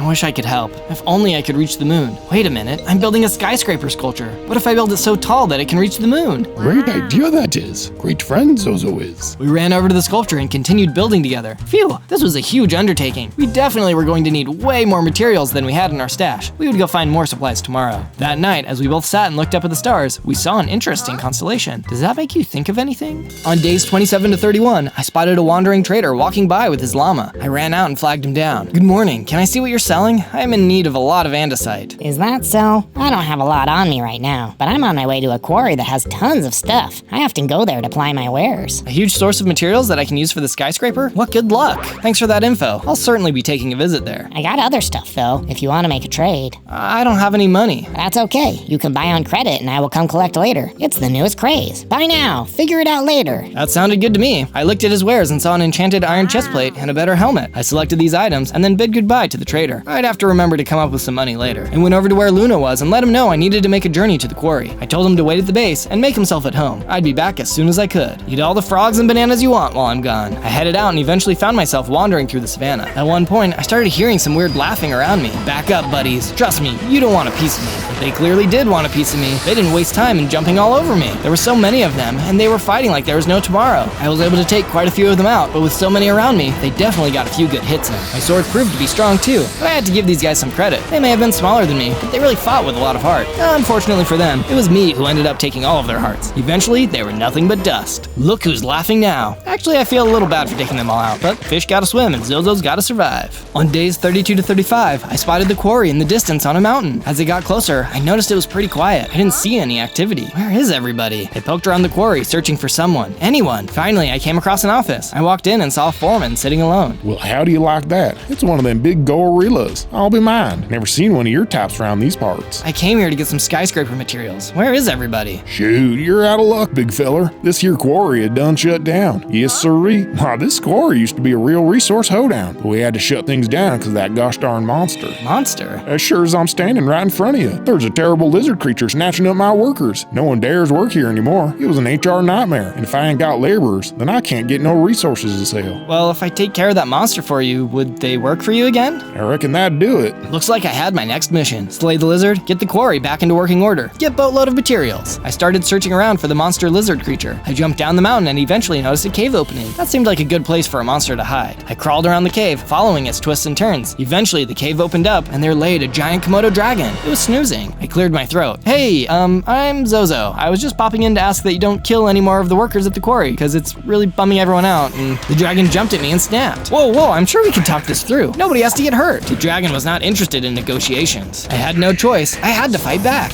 This dragon had a mighty bite. I was striking the lizard whenever I could and dealing some major blows. But this lizard wasn't going down easy. There was a reason it had become king of the quarry. Komodo dragons had a terribly venomous bite. Thankfully, I had upgraded my armor. Otherwise, I might have fallen prey to this clever lizard's venom. The dragon chased me all around, but I could tell it was losing hearts fast. It doesn't have to be like this. You can go find another place to live. Don't make me do this. These workers just want to make a living. You don't need to keep eating them. The lizard would not listen to reason. Can't say I didn't try. With my sword drawn, I dealt the final blow. I vanquished the dragon. Ooh, and it dropped a pendant. Most importantly, I can get this quarry up and running again and get Luno back to the moon. I looked around the Komodo dragon's nest for a second to see if there was anything of interest. I didn't see anything, but then I heard a little voice. Mama? Oh, she was a girl dragon with a baby. My bad. This poor baby was without a mother, and it was my fault. I felt terrible. Hey there, baby dragon. I'm not gonna hurt you. I hope you can forgive me about your mom. She wasn't my real mom. She was a really mean stepmom. Honestly, you did me a favor. Phew, that was a relief to hear. Imagine if they had gotten along. This would have been super awkward. I told the baby that she was welcome to be my friend and to let me know if there's anything I could do for her. Then I headed out of the cave and back to the office. The baby followed at a distance. On day 36 to 39, I told the foreman that the monster had been taken care of and that the workers could come back now. Yeah, well, ain't that just a kick in the pants? That's mighty grand. There's just one teensy-weensy problem. Another problem? You see, my workers ain't around no more. With no work here, they're fixing to make a new quarry of their own over yonder. But word is, that dog won't hunt. They's trapped in the middle of a newly formed lake after a big flood in that there area. Alright, point me in the direction and I'll see what I can do. Go that way. I stepped outside the office and saw the little dragon poke his head out from a nearby mine. I felt so bad. She didn't have anyone to care for her now, so I told her she could come with me. I hope this wasn't a fool's errand. Eventually, we came upon the lake, and sure enough, just as the foreman said, out in the middle was an island with some small houses. I crafted a boat. We set out up across the water and soon reached the other side. Once we got on the shore, the quarry workers came out to greet us. Are you the rescue team? We have been waiting so long. Monster! Killer monster! Oh no, I should have realized the baby would trigger these workers. No, I took care of the monster for you. This is just a cute, harmless baby. There's no need to be alarmed. I am here to rescue you and take you back to the quarry. As I said, there's no dangerous monster anymore. You now have a safe work environment. So what do you say? Want to get out of here? The workers cheered. They were tired of being on the tiny island. I offered them my boat, but they said it wouldn't be possible because they needed to take all their equipment with them. That was quite the conundrum, but that's what I was here for, to fix all the problems. I sailed back across the lake and started chopping down a bunch of trees. Eventually, I had enough to construct a simple bridge. Before going back to the island, I found a cave and collected some cobblestone. After grabbing some of that, I decided it was a good idea for me and the baby to take a nap. We had had a really long day and would need the energy. On days 40 to 43, I started to construct the bridge out of wood and stone to get across the lake. Halfway through making the bridge though, I hit a problem. More like a problem tried to hit me. There was a shark in the water. I should be able to give this guy a nice big conk on the head. I reached down to hit the shark, but it bit me. I kept struggling to climb out of the water. I saw the shark coming for me. I'm done for. But just as it reached me, the baby Komodo swiped its tail, smacking it hard in the face. The shark turned its attention onto the baby, and she snapped her venomous mouth at the shark. It didn't stand a chance after that. Thank you for saving my life, little one. And I'm still sorry about your stepmom. She really didn't seem upset by it. By the way, do you have a name? It's Bubblegum. Nice. That's a cute name. I finished the bridge and made it back over to the workers. Thanks, Mr. Zozo. We'll start heading back to the quarry with all our stuff. That was good to hear. I hadn't expected so many bumps in the road, but that's just how the cookie crumbles. Bubblegum and I got back to the quarry before the workers did, so I went to the office and let the foreman know the good news. He was so giddy that he was hooting and hollering. We'll be up and running lickety-split. You'll be the first one to get what you need, and we'll give it to you on the house for all your troubles. Sounded fair to me. I thanked him, and he let me know it'd be ready soon enough. On days 44 to 49, I returned back to my base with Bubblegum by my side. I told Luna about the drama and introduced Bubblegum. Then I noticed that the wandering trader was still hanging around. Hey, it took a bit of trouble, but I got things at the quarry back in order. They'll be starting production immediately. He was so happy to hear that. His line of work was no longer compromised. You know, I have a network of other traders who could help bring the other materials over. That way you can get your stuff quicker. What do you say? Sure, that would be great. Just let me know the cost. Just put it on the credit. Okay, I sure hoped I wouldn't live to regret that. Oh well. I noticed that Luna and Bubblegum were getting along really well. Hey Luna, I was thinking that Bubblegum could stay at our base. Are you okay with that? Luna loved the idea, so I started cutting out a spot to make room for Bubblegum to enjoy. Then it was time for some much needed sleep.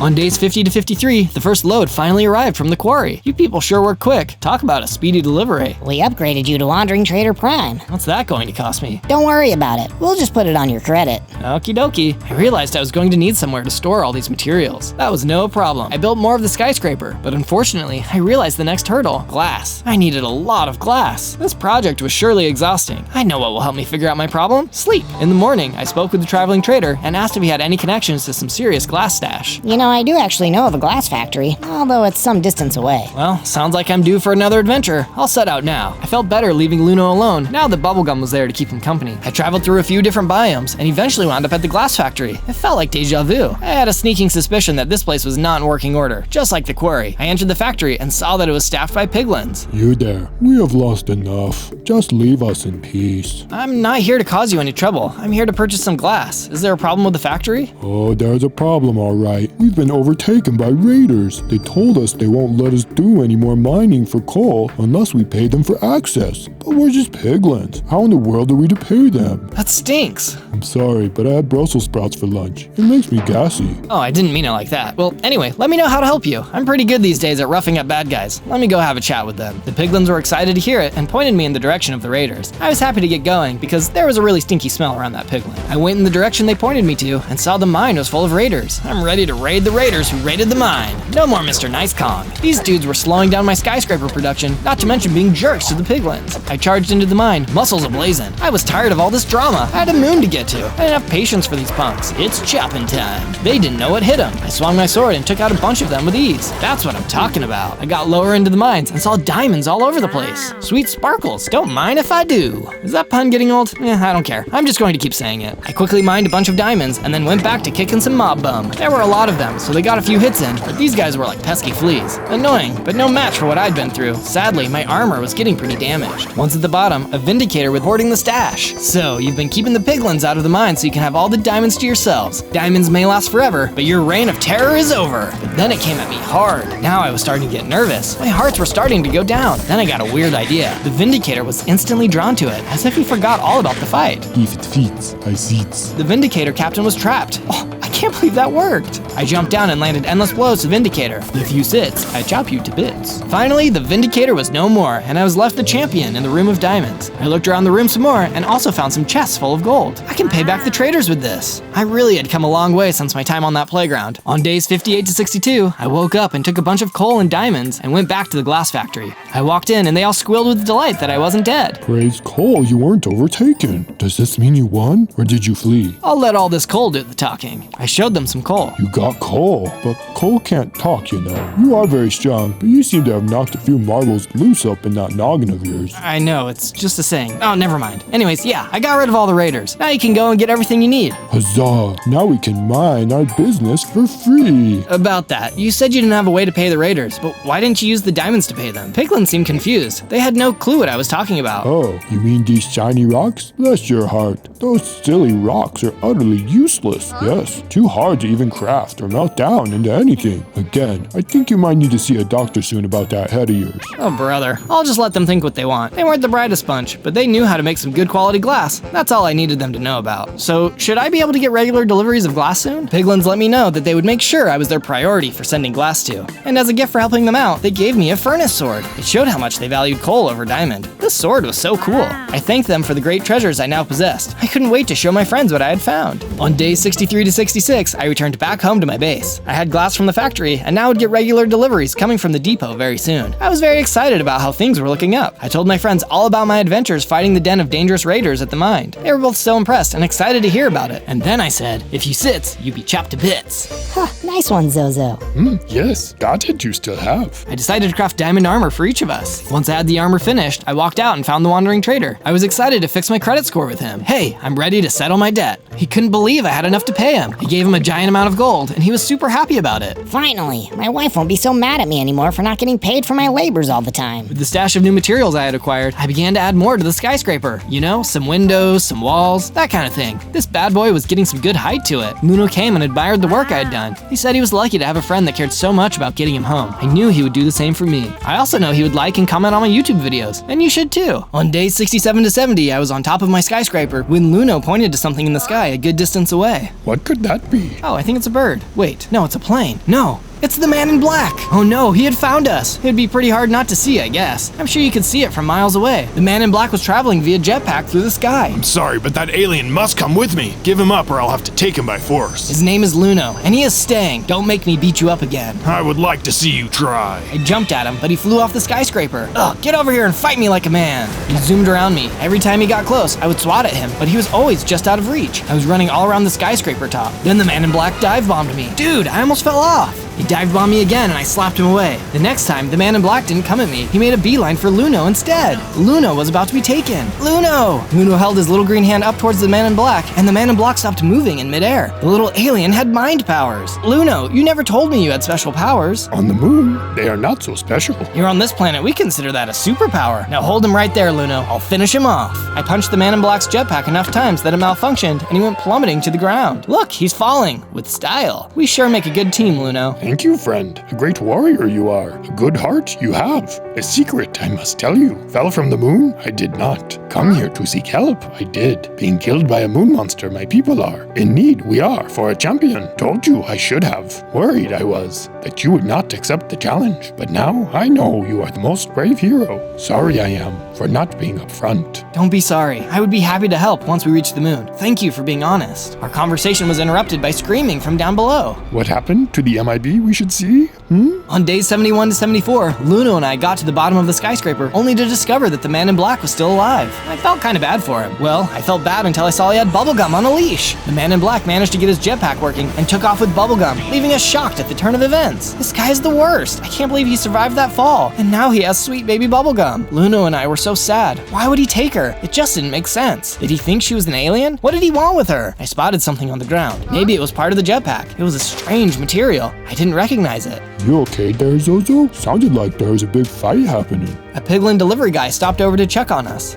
Yeah, there's this jerk who's been trying to capture us, and he took off with our friend. He dropped this. I've seen that material before. It was over in Stony Peak Mountain. Yup, definitely seen that stuff. But I don't know what it is. There wasn't much to go on, but it was all I had, and decided to follow the clue. On days 75 to 78, I hurried and made it to the Stony Peak Mountains. It was beautiful up here. Lots of stony peaks. Imagine that. Atop the peaks, I noticed something that actually wasn't a peak. It was an observatory. Right on, that's gotta be what I'm looking for. I knew it wouldn't be a walk in the park getting up the mountain, and I was right. Mobs, mobs, mobs. Say hello to my little friend. I used my new furnace sword. I was on fire. I kept swinging and swinging, hitting them as hard as I could. Eventually, I made it out on top to the top of the mountain. The fun had just begun. I was at the observatory door, facing 2 robot guards. I don't suppose you'd just let me pass. Turn back. You are not permitted to enter. Yeah, that's not gonna happen. I came this far, so either you're gonna let me through, or I'm gonna rip your arms out of your metal sockets. Hostile enemy detected. Annihilate. Looks like it'll be the hard way. I dodged their weapons and got a hold of them and let it rip. Didn't take too much to disassemble these dudes. I kicked open the doors and went ape crazy. I really tore it up in the place. There were plenty more robots as I searched the many hallways, and sure, they dealt me some damage, but I managed to obliterate them. You won't be back. I fought my way to the basement, but there was no sign of bubblegum. I couldn't help but wonder if I had come here for nothing. What if my friend wasn't here? No, I had to stop that kind of talk. I still had to search to the top.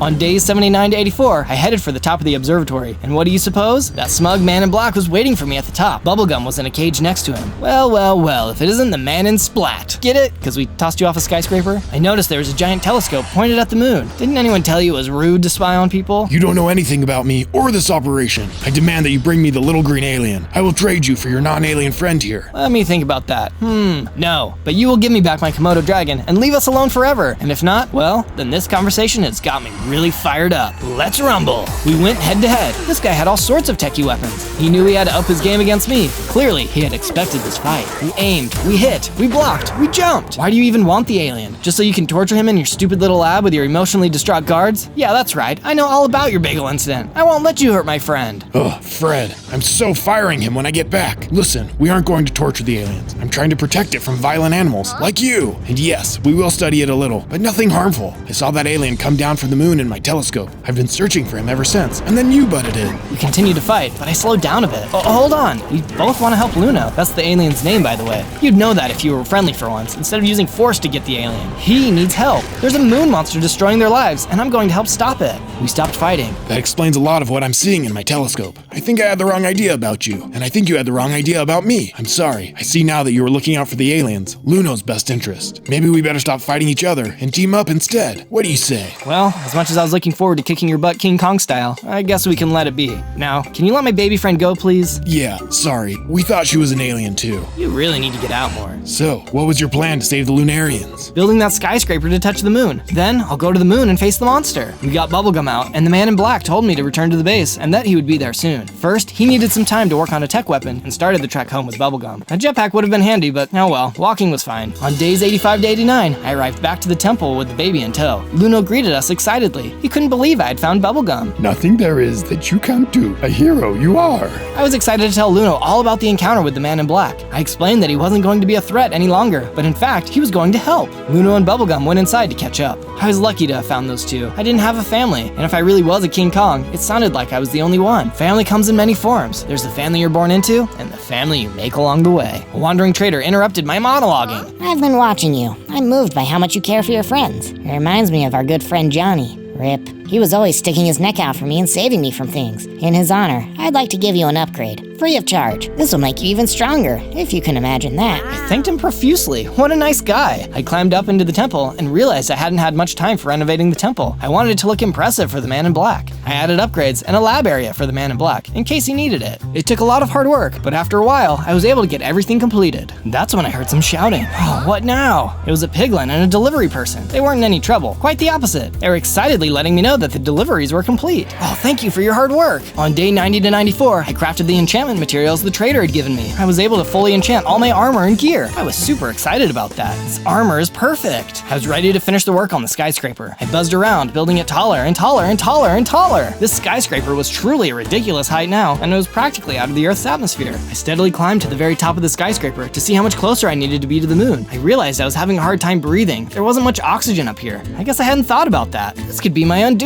Just then, as if he had planned it this way, the man in black appeared beside me. Nice work on the skyscraper. skyscraper, Zozo. It's looking pretty stellar. That's a word kids still use nowadays, right? At any rate, I made you the spacesuit to help you breathe out here. Wow, I was really glad he and I were on the same team. I thanked him, and then he also gave me an item that would make me super strong. Wait to use it until you're on the moon. With the change in gravity, it'll work really well. Just don't use it here on Earth. It hasn't been studied yet, and I don't think it'll have the same effects. I guess that man in black wasn't so bad after all. On days 95 to 97, it was an exciting day. The skyscraper was finally complete. Now I really am king of the world. I knew that little tiny gorilla on the playground skyscraper would have been really proud of me, now that I had come a long way. Pun intended. Luno joined me at the top. He was used to the atmosphere and didn't need anything special to breathe. So, what do you think? Incredible it is. Strange to be back in space it is. I am scared to face the monster, but with you by my side, win, we will. I told Luno to go back down to Earth and that he didn't need to come to the moon with me this time. Instead, I would let him know when it was safe again. Luno listened to me and went back down. I built a small bridge to connect the tip of the skyscraper to the moon. The bridge reminded me of how it's important to stay connected by subscribing to the channel, so we can always connect you to our exciting new adventures. On day 98, I took one small step for me, one great leap for the Lunarians. Houston, the King Kong has landed on the moon.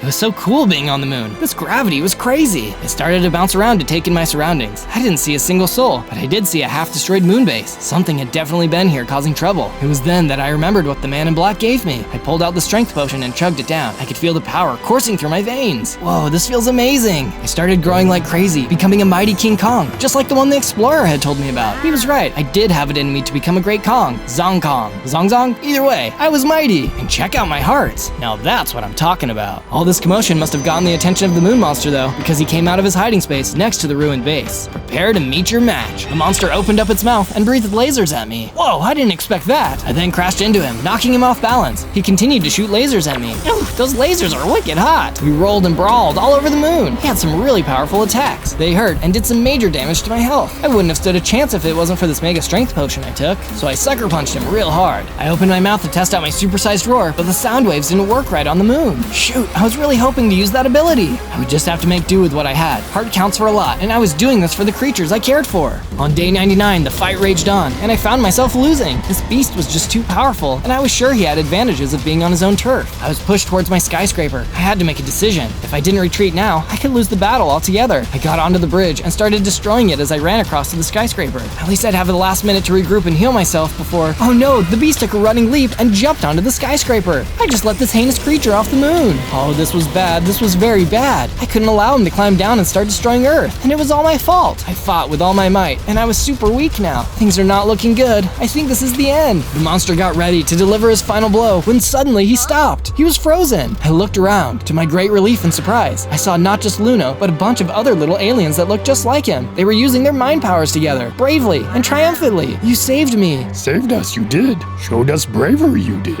Help Zozo, we must. Now, finish him. They positioned the monster on the edge of the tower, and I used all my King Kong strength to knock him into next week. He fell from the skyscraper, down, down, down to his death. We had done it, together! On day 100, we were back at the Jungle Temple. I figure you guys might like this big telescope for my base. That way you can check in on your family super easily. I really misjudged you, Man in Black. You can call me Kim. Kim, I'm really glad we're friends now. Please feel free to visit anytime you like. It was time to say goodbye to my space friend. I didn't want to tell him, but I was super sad about him leaving. He felt like family to me, but he had his real family to get home to, and I would not get in the way of that. I guess this is goodbye. I'll never forget you. We all looked up at the moon together. I'll never forget you either, because returning home, I am not doing. I wish to stay here. I couldn't believe my ears. I was so happy to hear he wanted to stay. It was the perfect situation, and Bubblegum was really happy to hear that Luno was staying too, and waved at the Lunarians, waving back at us. On day 1, I spawned as a baby Hoglin. Oh, I'm pretty adorable, but I only had 3 hearts. I was small, but I had a super strong sense of smell. I could smell everything I was seeing. Whoa, great rivers of fire. I'm in the nether. Cool. Oh look, there's a group of Hoglins. That must be my family. I went over to them. They were nice and shared their crimson fungi with me. Life couldn't have been better. That is until a hungry illager came looking for some bacon. Run for cover, little Zozo. We'll take care of this. You're too small for battle. But I want to stay and fight. Leave it to the real warriors, you shroom sniffer. Bebop, knock it off. He just likes to pick on other Hoglins. He's a bit of a bully. You will join us one day, but not today. You must grow bigger first. Now hurry, before they turn you into lunch. Sir, yes, sir. I ran as fast as my little hooves could go when suddenly I was covered in purple smoke. I had no clue what was happening. Suddenly, I was dropped near a river in a green field with blue skies. This didn't look anything like my home. Where am I? I looked around and saw a squirrel with sunglasses on. Bro, you just dropped out of the sky. For real, for real. I don't know where I am. This isn't the Nether. No, little dude, this is the overworld. You must have gone through a portal or something. All I know, bro, is it got all purpley and then poof, there you were, dude. I was so confused. I didn't know what this girl was saying, and I didn't know how I got into the overworld. Whoa, bro, something's up. I started to see red, blinking red. I felt weird. Something was happening to me. I was changing. You're going zombie, my dude. Zombie? The blinking red stopped, and I could tell my whole body looked different. You could see my bones, and my mane had gone flat. Oh no, I'm a ZOGLIN now. What will my family think? How will they want me back now? I guess it's kind of cool to be a zombie. 100%, my dude. It's the gnarly bones for me. Well, any ideas what I should do now? My guess is to find a portal to take yourself home. I bet you could find one in the forest. Just be careful out there, little guy. Here, take this. He handed me a potion of strength. Only use it when you're really in a jam. Good luck, bro. I gotta go gather my nuts I dropped when you popped out of the sky. Thank you, Mr. Call me Squeaks. Thanks, Squeaks. It was nice to meet a cool squirrel like you. He hopped away and I started towards the forest, passing by a river. My thoughts were suddenly interrupted by a shark that popped out of the river behind me. Luckily, I jumped out of the way just in time. Someone was feeling bitey today. I then continued making my way into the forest. On day 2, I wandered through the forest to find a portal. I wasn't sure where to go next, but that's when I remembered my nose never failed me. Even though I was a zombie, my nose was just as powerful. I took a whiff around. That's an interesting smell. I followed my nose to a llama eating some berries. I decided to ask her if she had seen the portal, but she just ignored me. Hey, I'm talking to you. The llama turned and spit right in my snout. Okay, you're asking for some drama, llama. I wasn't going to let her get away with spitting in my face. I ran at her full speed and attacked. Unfortunately, I was too weak to do any damage. I didn't even have a weapon. Oh, how sad. Why don't you cry? Wee, all the way home, little ZOGLIN. You're much too small to be on your own. Really cool picking on someone smaller than you. Listen, I'd love to go home, but my home is in the Nether, and I can't get home without a portal. Oh, the Nether. I heard they have great crimson fungi there. Yeah, they do. I pulled out a crimson fungi and flashed it at her. Okay, kid, fine. I'll tell you where a portal is if you let me have that. How do I know you aren't lying? You'll just have to trust me. You spit in my face, and you want me to trust you? Tell you what, I'll give you one now and one later if you take me to the portal. She thought it over and finally agreed to the deal. The last portal I saw was up ahead at a waterfall. I threw her a mushroom and she chomped down on it.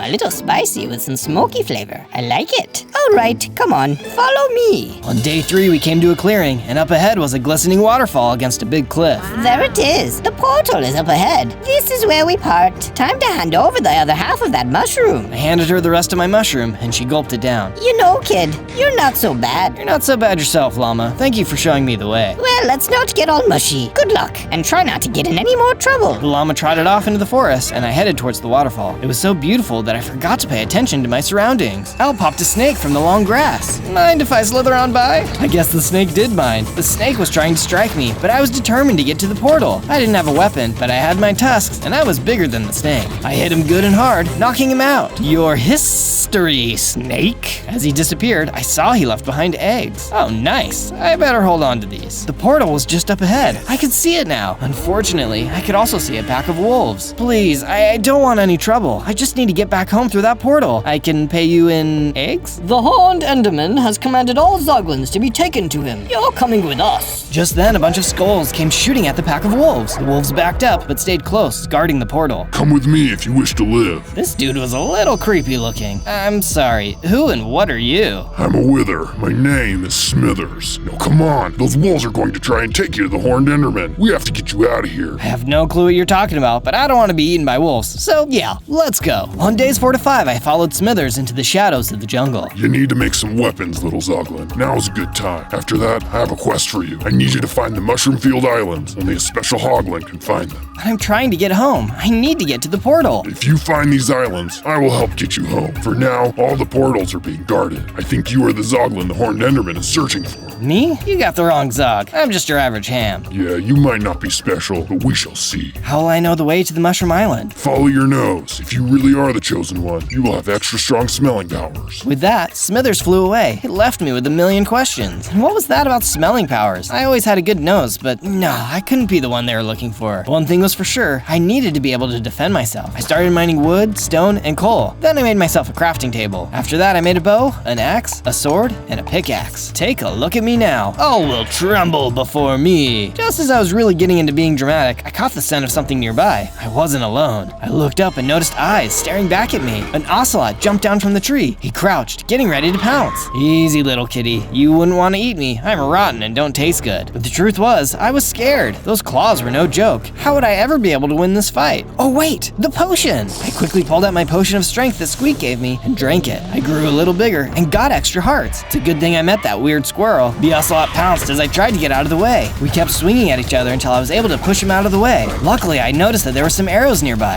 I guess an explorer left them here. I hurried and got on my bow and then started firing. It didn't take too many hits and I was able to take him out. So much for cats having 9 lives. Just then, my nose picked up a different scent on the tree. Cocoa pods. Oh, these will be great for making a color or a snack for later. It was then that I could hear a crunching sound coming from somewhere in the jungle. I decided to follow the sound. I rounded some trees and saw a thicket of bamboo. It wouldn't be a bad idea to collect some of that. The crunching continued and I soon saw a panda relaxing on the ground, enjoying some bamboo. I hope he wouldn't mind if I took some for myself. Hey there, I'm Zozo. Could I take some of that bamboo? The panda looked up at me and shrugged, then went back to munching. Sweet, that was easy. It was definitely a relief to come across an adorable animal that didn't want to attack me. I mined a good portion of the bamboo, but made sure to leave some for the panda. I was very excited about my new supplies. Goodbye, Mr. Panda. Thanks for the bamboo. On days 6 to 8, I decided I liked the jungle so much that I'd take a couple days to go jungle glamping. After all, who knew if that wither was even trustworthy? The mushroom fields could wait. I sniffed around for a good spot and went to sleep in a cavern. Later, I woke up and decided to explore some more. Hey, check it out, a wild patch of pumpkins. I'm pumped. This would be a cool spot to build my glamping base with my bamboo. I'm thinking a yurt would be cool. I even found some melon seeds while cutting down plants. I trotted happily to the patch and began to make my jungle yurt. This would be a great little place to sleep and hide from mobs. Once I had the outside done, I put some finishing touches inside, including some jungle plants. Then I put a little fence around the pumpkin farm, melon farm, and my yurt. I also built a small melon and pumpkin farm outside. Yurt, sweet yurt. Ouch! Something had just hit me. A monkey was in a tree. He was throwing stuff at me. Hey, knock it off! As you wish. I'll knock all the blocks off your little house thingy. It's a yurt, you uncultured baboon. Now stop! The monkey didn't stop. He just wanted to be naughty and aggravate me. Alright, enough monkey business. I grabbed my bow and fired a warning shot. The monkey screeched and swung off the tree. Hopefully he had learned his lesson. With the monkey gone, I could focus on some much needed dinner. Pumpkin chocolate bean cookies sounded good. I'd better hurry. It was getting late and mobs would be showing up. I crafted the cookies and went outside to enjoy the mood. Hey, this is pretty peaceful. It's just me, the trees, these pumpkins, and that horned enderman over there. A horned enderman! A very tall horned enderman was staring at me from outside the fence. Well, hello, little Zoglin, without a care. I am the horned enderman. No need to fear. You're that evil enderman trying to capture all the Zoglins, and you probably are the one who teleported me here. I searched for the perfect Zoglin, but as for this teleportation, that is the wrong accusation. You're very poetic for an evil jerk. And you are very cheeky for a Zog who is not very beefy. You are coming with me. Do not try and flee. Not by the hair of my chinny chin chin. There's nothing that won't make me win. Oh, look at that. He even got me rhyming. I whipped out my bow and shot at him, but he teleported and suddenly was right next to me. I pulled out my sword and tried to attack him with that, but it was no use. The enderman punched me so hard that I was stunned. There was no way I could do anything to fight this guy. Just as I lost all hope, the enderman was hit with a big rock in the head. Something kept hitting the enderman with all sorts of objects. Eventually he got fed up and teleported away. There was that crazy monkey sitting on the roof of my yurt. Whoa, you saved me. You chased the enderman away by being annoying. Most impressive. I think we started off on the wrong foot. Would you like some pumpkin cookies? The monkey liked that idea and threw a banana at my head playfully.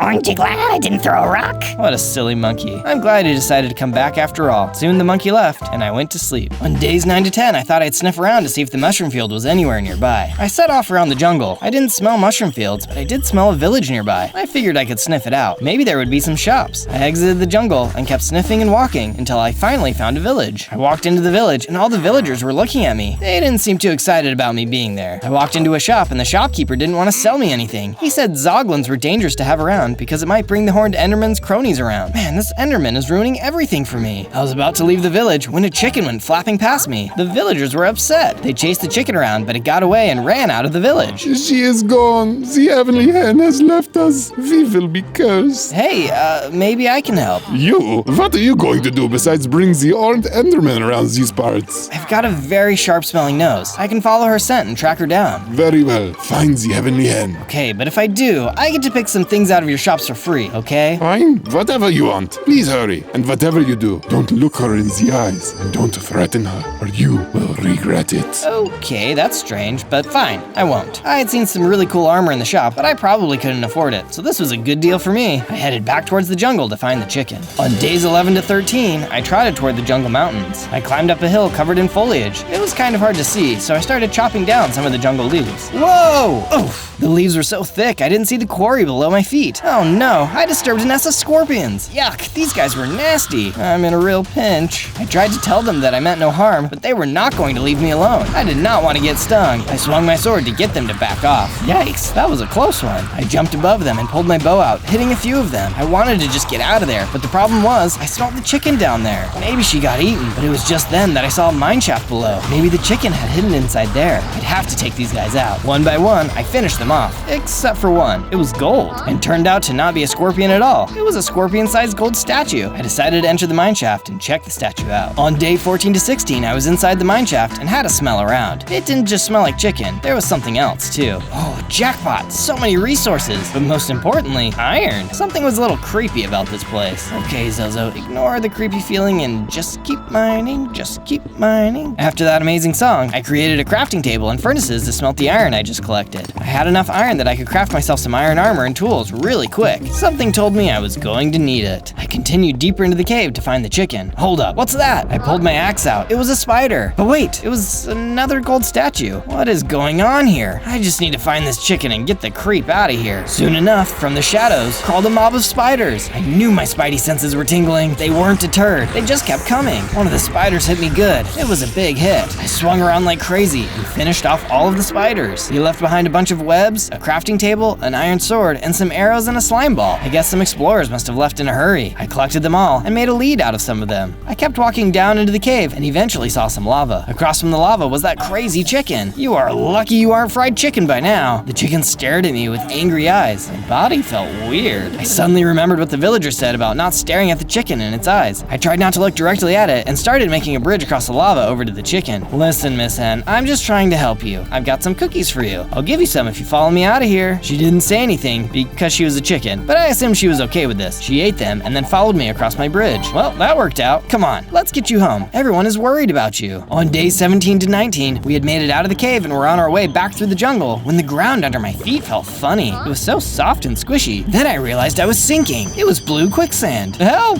The chicken just stared at me blankly. She was no help. Quack, what's wrong? It was a group of parrots. I'm sinking. Quack, what are you thinking about? Oh, I see what you did there. Okay, might have been about to die, but that was pretty punny. Nice one. Thanks, we have been working on the stand-up routine. Neat. Well, I'm thinking about how I need help getting out of here. We have the sinking feeling you are in some real trouble, but what can be done? Do you think you could pull me out of this quicksand with my lead? The quicksand had almost swallowed me up by this point. Sure thing, hand us the lead. They were able to pull me out just in time. Phew, that was a close one. Thank you for saving my life. Quack, no problem. I was just escorting this chicken home. Quack, quack, what chicken? I looked around and the hen was gone again. Oh no! I told the parrots thank you, but had to run off to find her. I followed my nose. She was close, but so was an ocelot. Look out, chicken! The chicken stared at the ocelot with angry eyes. I took out my sword, but before I could do anything, the ocelot turned to solid gold. Did you do that, Miss Hen? I can see why you're so special now. She pecked at the ground. Come on, let's get you back home. On days 20 to 22, a fox was watching us run back to the village and tried to cut us off. Sorry, fox. Trust me, you don't want this chicken for dinner. I ran at him and punted him into the sky. I knew I was doing him a favor, better than dealing with Gold Winger over here. We made it back to the village and the villagers were super stoked. I was super stoked about picking out some items from the shop. Our sacred hen has returned. What is your name, Sir Zoglin? Zozo. 3 cheers for Sir Zozo. Shucks, I just followed my nose. At the shop, I picked out diamond armor and some TNT. Mission accomplished. With my swanky new treasures in hand, I was ready to go back to my yurt. On the outside of the village, I was stopped by an iron golem who offered me a puppy. He told me his name was Geo. He was a super nice guy. I told him I had to get back to my yurt before it got much later. As I came out to my yurt, it had already gotten dark. Oh, just fantastic. My yurt is swarming with creepers and red-eyed spiders. It's a jungle out here. Time to test out this armor and explosives. The mob saw me and started coming for me, so I ran into the trees. I set the TNT on the ground and then punched it, running for my life. As the mobs came by, the TNT exploded. It didn't kill them all, but it took out a lot. I handled the rest of them with my weapons. With the mobs gone, I trotted back to my yurt. I checked on my melons. They were growing well. I'd harvest them tomorrow and then set out to find that mushroom island, or field, whatever you want to call it. On day 23 to 26, I woke up and went outside. To my surprise, Geo was standing around my garden. Hey there, Geo. How did you find me? Geo here, Big Boo. Geo come to save Zozo. That's super nice of you. I tested out some TNT on some mobs. Sorry to worry you. I explained to Geo that I had to go on a mission to find a mushroom island. Geo insisted on accompanying me. He said he could help protect me from the horned enderman. I agreed, then harvested my melons and pumpkins. I took a bite of the melons, and it helped me to grow some more. Ooh, check out these tusks. Then I went inside to get some more materials. After that, we were ready to set off. My nose led us out of the jungle and across some icy plains and glaciers. There were a lot of polar bears. I was relieved Geo decided to join me, because there's no way I'd be able to fend them off by myself. When some of them wanted to give us trouble, we gave them trouble right back. Geo was able to fling them up like pancakes. Hey Geo, wanna build a snowman? I decided I might as well mine some snow while I was there. It might come in handy. I threw together some snow and a pumpkin head to make a snow golem. Geo clapped excitedly. Snow friend, snow friend.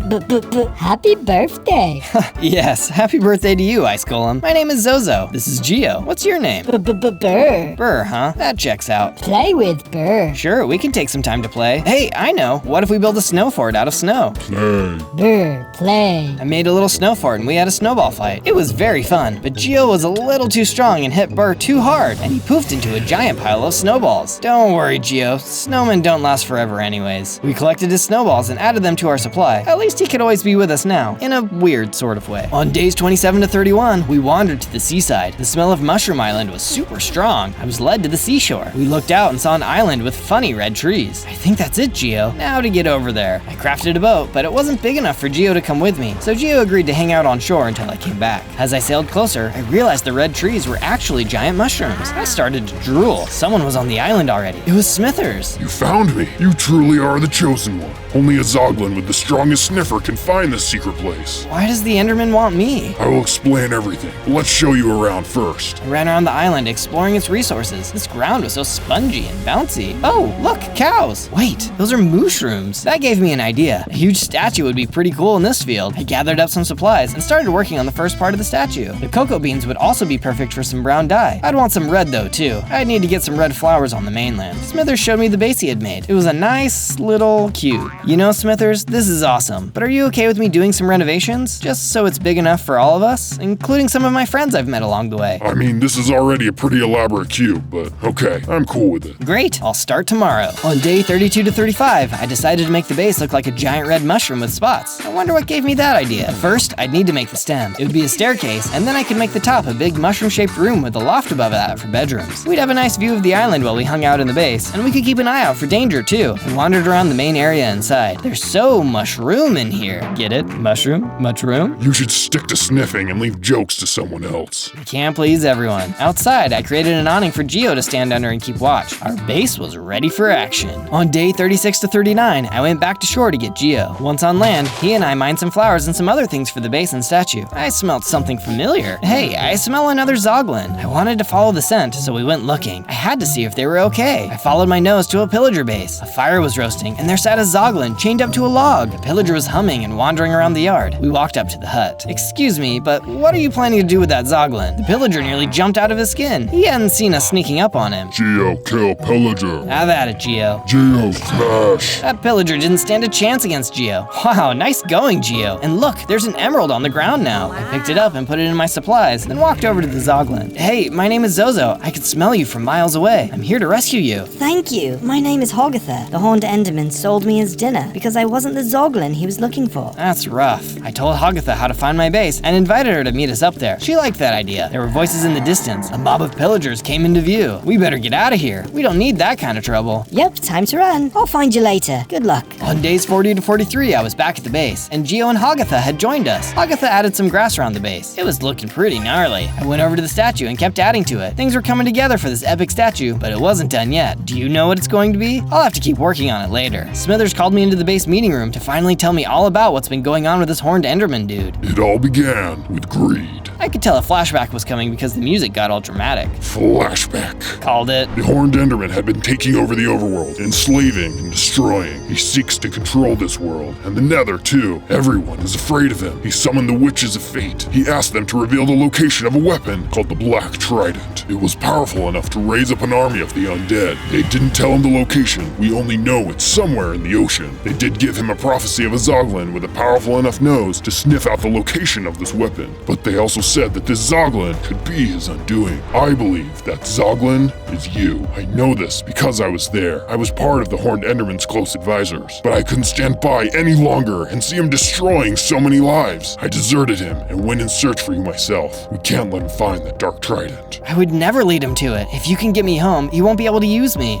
Fate has brought you here, my boy. You must give in to your destiny. And your destiny is to rise up against the Horned Enderman. I've run into him before. I couldn't defeat him. I have no idea how to do that. I just want to find a cure for my zombie form and go home. You will find a way. This was a lot to take in. I wasn't sure how I felt about it all. Of course I wanted to help, but how? Thanks for telling me all about it. I need to do some thinking outside. I went on a walk around the mushroom field at night to think about everything. The mushrooms were grazing in the field with their babies. Agatha came and joined me. You okay? Not really. Want to talk about it? I just don't know what to do. I don't know how to fight Endermen at all, let alone an ultimate Enderman bad guy. I know that Endermen don't like water. Maybe that can help. That is something. I was hoping I could just cure myself and get home. Do you have a family, Agatha? No, the Horned Enderman took them all. It's just me now. I'm sorry to hear that. I guess he really does need to be stopped. We sat and looked at the ocean. It was so peaceful to watch the waves and smell the mushroom aroma. Hey, do you see that light out there? I could make out a small roof on the mainland. There was purple smoke coming from the chimney, just like I had seen when I teleported here. Maybe it was where the witches lived. Maybe they could help me. I decided to go investigate in the morning. On day 44 to 49, I got into my boat and set sail across to the hut. It didn't take too long to find it in the daylight. The purple smoke smelled just like when I teleported. This had to be the witch's cottage. I made my way up the stairs. I knocked and there was some scuffling around inside, and then the door opened and a wand was shoved into my face. Who are you and what do you want? I'm looking for the Witches of Fate. Is this their cottage? Of course it's not. This is my cottage. Who are you? I am Flimflam, the mediocre wizard. So don't try any funny business or I'll turn you into a mediocre newt. Did you by chance cast a spell recently that could teleport someone from the Nether to the overworld? How did you know that? Bless my soul, my spell did work. You're the Zoglin I summoned and then promptly lost. I think you better explain some things to me. The mediocre wizard let me into his hut. He had all sorts of magical looking items. He then suddenly shot his wand at the wall. I turned around and saw a call to action. An action to subscribe, that is. Which you should do. And also search for more of my videos. Zozo. Z-O-Z-O. Anyway, Mr. Mediocre, you were explaining something? So you see, I knew I needed to get to you before the Horned Enderman did. I admit that although I've been practicing magic for a long time, well, I mess up a lot. So I found this spell to get you over here, but then I wasn't sure if it worked because you never showed up. It worked, but you dropped me into a random place in the overworld. I wish you wouldn't have done that. I used to be a handsome hoglin. Now look at me. Oh my, yes, I can see what you mean. But you know, there's a cure for that. There is? Of course. I know it takes a golden carrot and something else. I can't remember off the top of my head. And if you got me here, you can get me back home, right? Of course, but I brought you here for a reason. We need to find the Dark Trident before the Horned Enderman does. If I help defeat him, can you cure me and send me home? You got yourself a deal. I was so glad I was finally getting answers. All this excitement really tuckered me out. I asked the wizard if I could sleep off some of my exhaustion. He was cool with it.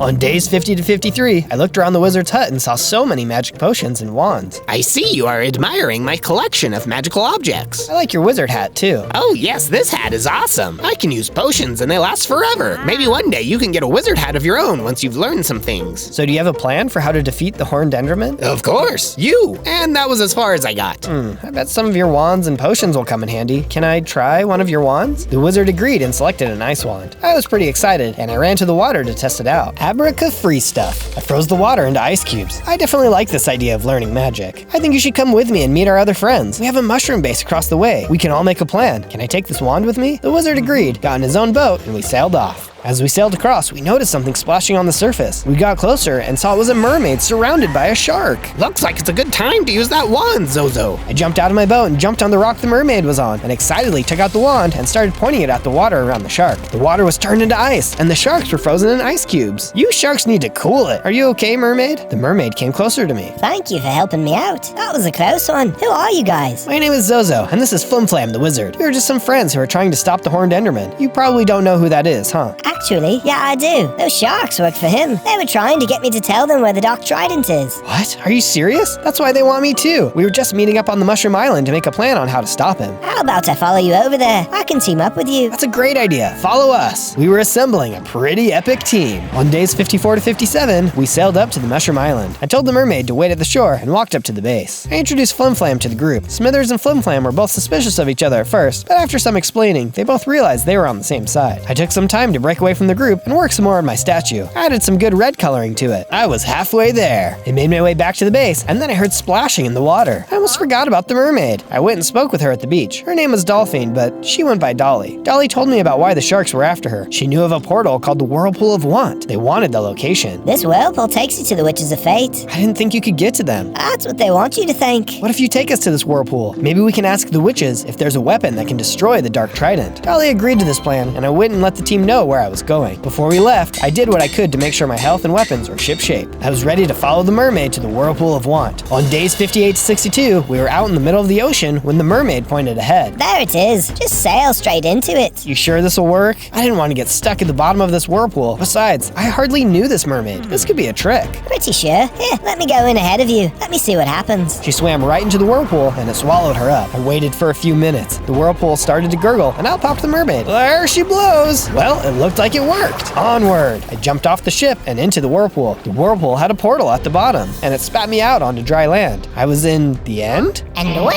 do we have here? A wayward Zoglin. A voice cackled from the sky. It seemed to come from all around me. You seek how to destroy the Dark Trident. We know everything about all of you, but we don't do things out of the kindness of our hearts. We are witches. We make trades. What did you bring to trade? I panicked. I didn't know I needed to trade something. 3 witches appeared in front of me. Well, what will it be? If you want the Wand of Weather, you will have to give us something that interests us. The Wand of Weather? This wand will destroy the Dark Trident? You bet your little Zoglin britches. I offered them my wand, my swords, my potions, anything I could think of that seemed really neat, but they didn't want any of it. They already had piles of that stuff. I wonder if they would take something that only has sentimental value. I offered them the poppy that Geo had given me. A poppy? You have got yourself a deal. Poof, they disappeared, and in their place was a wand. We forgot to mention one little thing. Only a true heroic act can activate this wand. Their voices trailed off. A heroic act? I do those things all the time. That doesn't seem too difficult. I wanted to stick around to sniff around, but suddenly there was a whole mob of zombies headed my way. I ran for the portal and jumped through. On days 63 to 66, I was ejected out of the whirlpool. I told Dolly about everything and then sailed back to our base. There was smoke on the horizon. We got close to the island and saw our base had been attacked. The horned Enderman must have discovered our base. I jumped out of my boat and made my way to my base entrance where I saw Smithers. I found out that they had kidnapped Hagatha. They thought she was me. No, Hagatha, I will rescue you. I will fly fast and try to find her. You need to continue on your quest. If you can defeat the Horned Enderman, Hagatha will be spared. I wanted to go with Smithers, but I knew he was right. Smithers would take good care of the situation. He quickly flew away. I was going crazy with worry, so I had to distract myself. Those henchmen had really done a lot of damage. We had so many repairs to make. There was only one way to handle this situation: a rebuilding montage. We upgraded a lot of things and then got started building a moat around the base. Flimflam suggested that we add a water path for Dolly to be able to swim in and out, so we added that too. Afterwards, I stepped back and admired our work. It's amazing what you can do when you're motivated. Just then, I wondered if my statue had been destroyed. I ran over to the field, and luckily it was just how I left it. I finished off the face. Can you tell what it is? I guess it's pretty obvious now, but I still needed to add the pièce de résistance later. On days 67 to 70, I tried out the Wand of Weather, but couldn't get it to do anything. Maybe it only worked around the trident. We had better locate the trident to try and destroy it. I hoped it would work for me. Flimflam appeared behind me and said, Zozo, you're the one with the magical nose. Where do you think we should go to find the trident? I closed my eyes and I sniffed the air, focusing on where it could be. All I smell is Hagatha. I'm worried about her. I'm right here, silly. Hagatha and Smithers were back. Smithers had found her wandering back to the island. They had let her go after realizing she was the wrong Zoglin, but Hagatha was certain they were tracking her. We can use that to our advantage. We can have Hagatha stay here as a decoy while you sneak off to get the trident. I didn't like the idea of potentially putting Hagatha in harm's way, but she insisted on the plan. Everyone else would stay at the base to protect Hagatha. Meanwhile, Dolly and I would go on our quest. I got on my boat and followed the faint scent of the Dark Trident. We eventually came into a desert with cactus and pyramids on the shore. Dolly pointed out that there were ancient ruins in the water. Perfect spot to find a trident, and I can tell we are close. Just then, my ship started to shake. What was that? I looked over the edge. Dolly, there's a lot of angry noodles wiggling around the water. I don't think that's a noodle, Zozo. I think think it's a giant octopus. Yikes, we would have to think fast. I shot arrows at it, but that just made it more mad. It hit my boat and busted it. Oh no, he even managed to hit me a few times. He really packed a punch. I would have to swim my way out of this. I'll use my siren song to lure it away. You head for a cove to hide. What about you? I'll be fine. I can outswim these guys. Dolly started singing and the octopus was put in a trance-like state and started following Dolly. Meanwhile, I booked it for the shoreline. I saw a cove that had a very strong smell coming from it. I knew I was hot on the Trident Trail. Dolly was nowhere to be seen though. I hoped she was okay. The cove wasn't empty though. A pirate ship was there as well. Where there is pirates, there is treasure. I looked around and sure enough, I found not one, but 2 treasure chests. What does this one have? Whoa, it's a Respiration 3 helmet. Now that's convenient. I opened the other one up and it had a heart potion. I moved topside and took it and got 10 more hearts, and I grew into a large-sized Zoglin. Now we're talking. I was ready for some underwater exploration, but Dolly hadn't showed up yet. Well, I hope she can find me. On day 71 to 74, I started to swim through the shallow waters of the cove that led to a watery underground cave. It was very dark. I noticed some obsidian floating around in the cave and picked it up for later. The dark trident had to be around me somewhere. The scent was so strong. I could also smell trouble. I dove under the water to have a look around, but it was so dark. Suddenly, someone grabbed my hooves. Ah! Oh my goodness. It was just Dolly. She had found me. You scared the ham right out of me. I'm glad you're okay though. She held out her hand.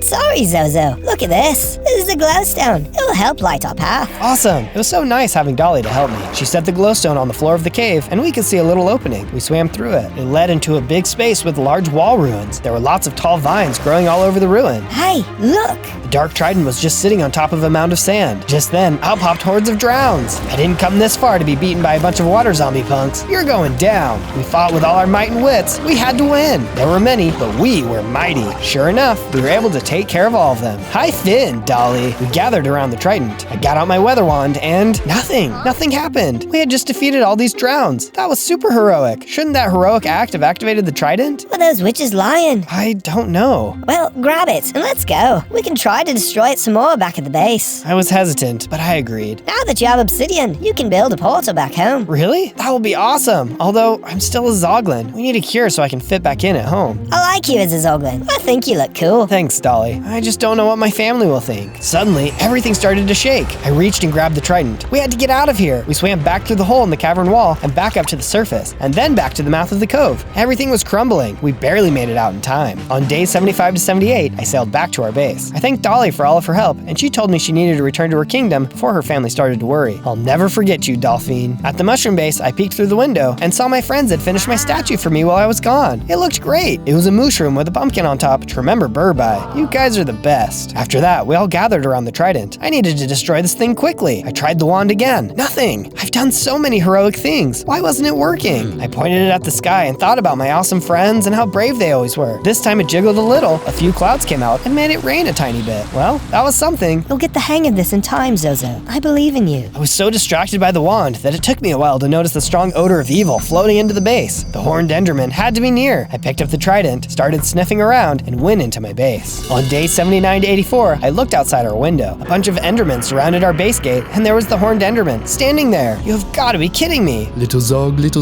let me in, or I'll huff and I'll puff and I'll blow your base in. That dude is terrifying, even when he speaks in rhymes. I'm going to start building that portal, and maybe we can take the trident to the nether. You escape with the trident. I'll fight them off. Smithers ran out of the room. I built and lit the nether portal. You can't do this alone. Agatha joined him to fend off the base. I thought to myself and decided not to run. I had to be a hero if I wanted this wand to work. I told Flimflam to guard the trident. I pulled my sword out and ran out as well. After fighting for a bit, I swapped my sword out for the bow and started shooting. With each arrow I fired, the enderman teleported away. But suddenly, they charged me, and I took a big hit. Ouch! I started swinging my sword, and I did my best to take them all out. At long last, all of the endermen were defeated. Where was the horned enderman, though? I noticed he wasn't around. I looked up into the mushroom base windows, and there he was. He was in the room with Flimflam and the trident. Oh no! Smithers, the trident! Smithers flew up where they were. By the time I got there, Flimflam had been injured, and Smithers was facing off with the horned enderman. With ease, the horned enderman grabbed the trident and teleported out of the base. Smithers followed him outside, and I did too. The dark trident can only work with a heart of pure evil. Watch as I turn this thing lethal. With that, the horned enderman hit Smithers with the dark trident. No, how could he? I pulled out the wand of weather and pointed it at the trident. Storm clouds gathered and it started to rain pretty hard, but it didn't seem to do anything to the trident. The rain did, however, scare off the horned enderman since he teleported away. With the enemy gone, I ran to Smithers' side. This is the end for me. Promise me you'll stop him. Then Smithers disintegrated, leaving behind a nether star. I was so sad and picked up the nether star. I placed it down at the entrance of the house. It would forever shine bright on us, as Smithers did. On days 85 to 89, Hagatha and I went through the portal to the nether. We knew time was short. The Horned Enderman would be marching through with his undead army at any moment. We landed in the Crimson Forest. Welcome to my homeland. Wow, everything is so hot and spicy looking here. Home, sweet and spicy home. I miss the smell of lava. We started to walk around a bit when suddenly a mob of piglins was coming toward us. Well, looks like it's never a dull moment. Let's kick some hams. We used our arrows, swords, and strength to take down the mob. We continued exploring the nether for a bit until we got to the edge of a cliff. The lava was hot below us. I carefully laid down dirt to get across. I noticed more piglins coming at us, so I broke off a brick of the block bridge so they couldn't follow us. Well, that was a very lava-hot welcome. Where's your family? They aren't far. I can smell them. On days 90 to 94, I heard some low oinking. It was my family. They were munching on fungi, as usual. Hey, you guys, I'm back.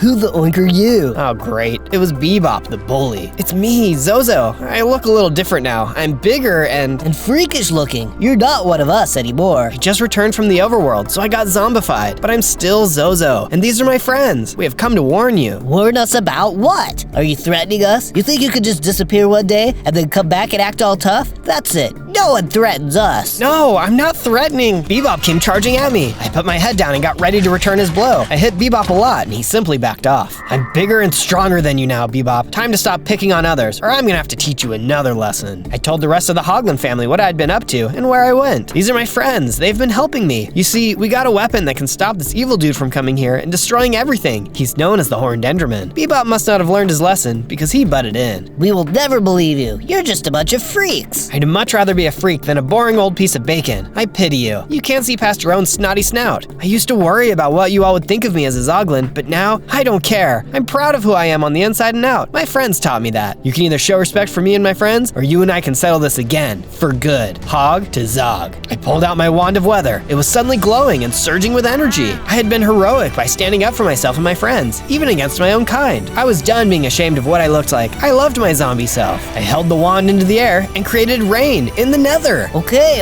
I'm sorry. I won't pick on you or anyone else. Please make it stop. I put the wand away and the crazy weather stopped. It was all the proof the ZOGLINs needed. On days 95 to 98, we decided we would make a big hill with a fortress on top so we could have the high ground. Flimflam also came over from the overworld and insisted on making me wear his wizard's hat. It would keep my health up even after being attacked. Our hill fortress was looking pretty cool, and we were able to recruit some other nether mobs. We got mobs of piglins and wither skeletons. We set up inside the fort.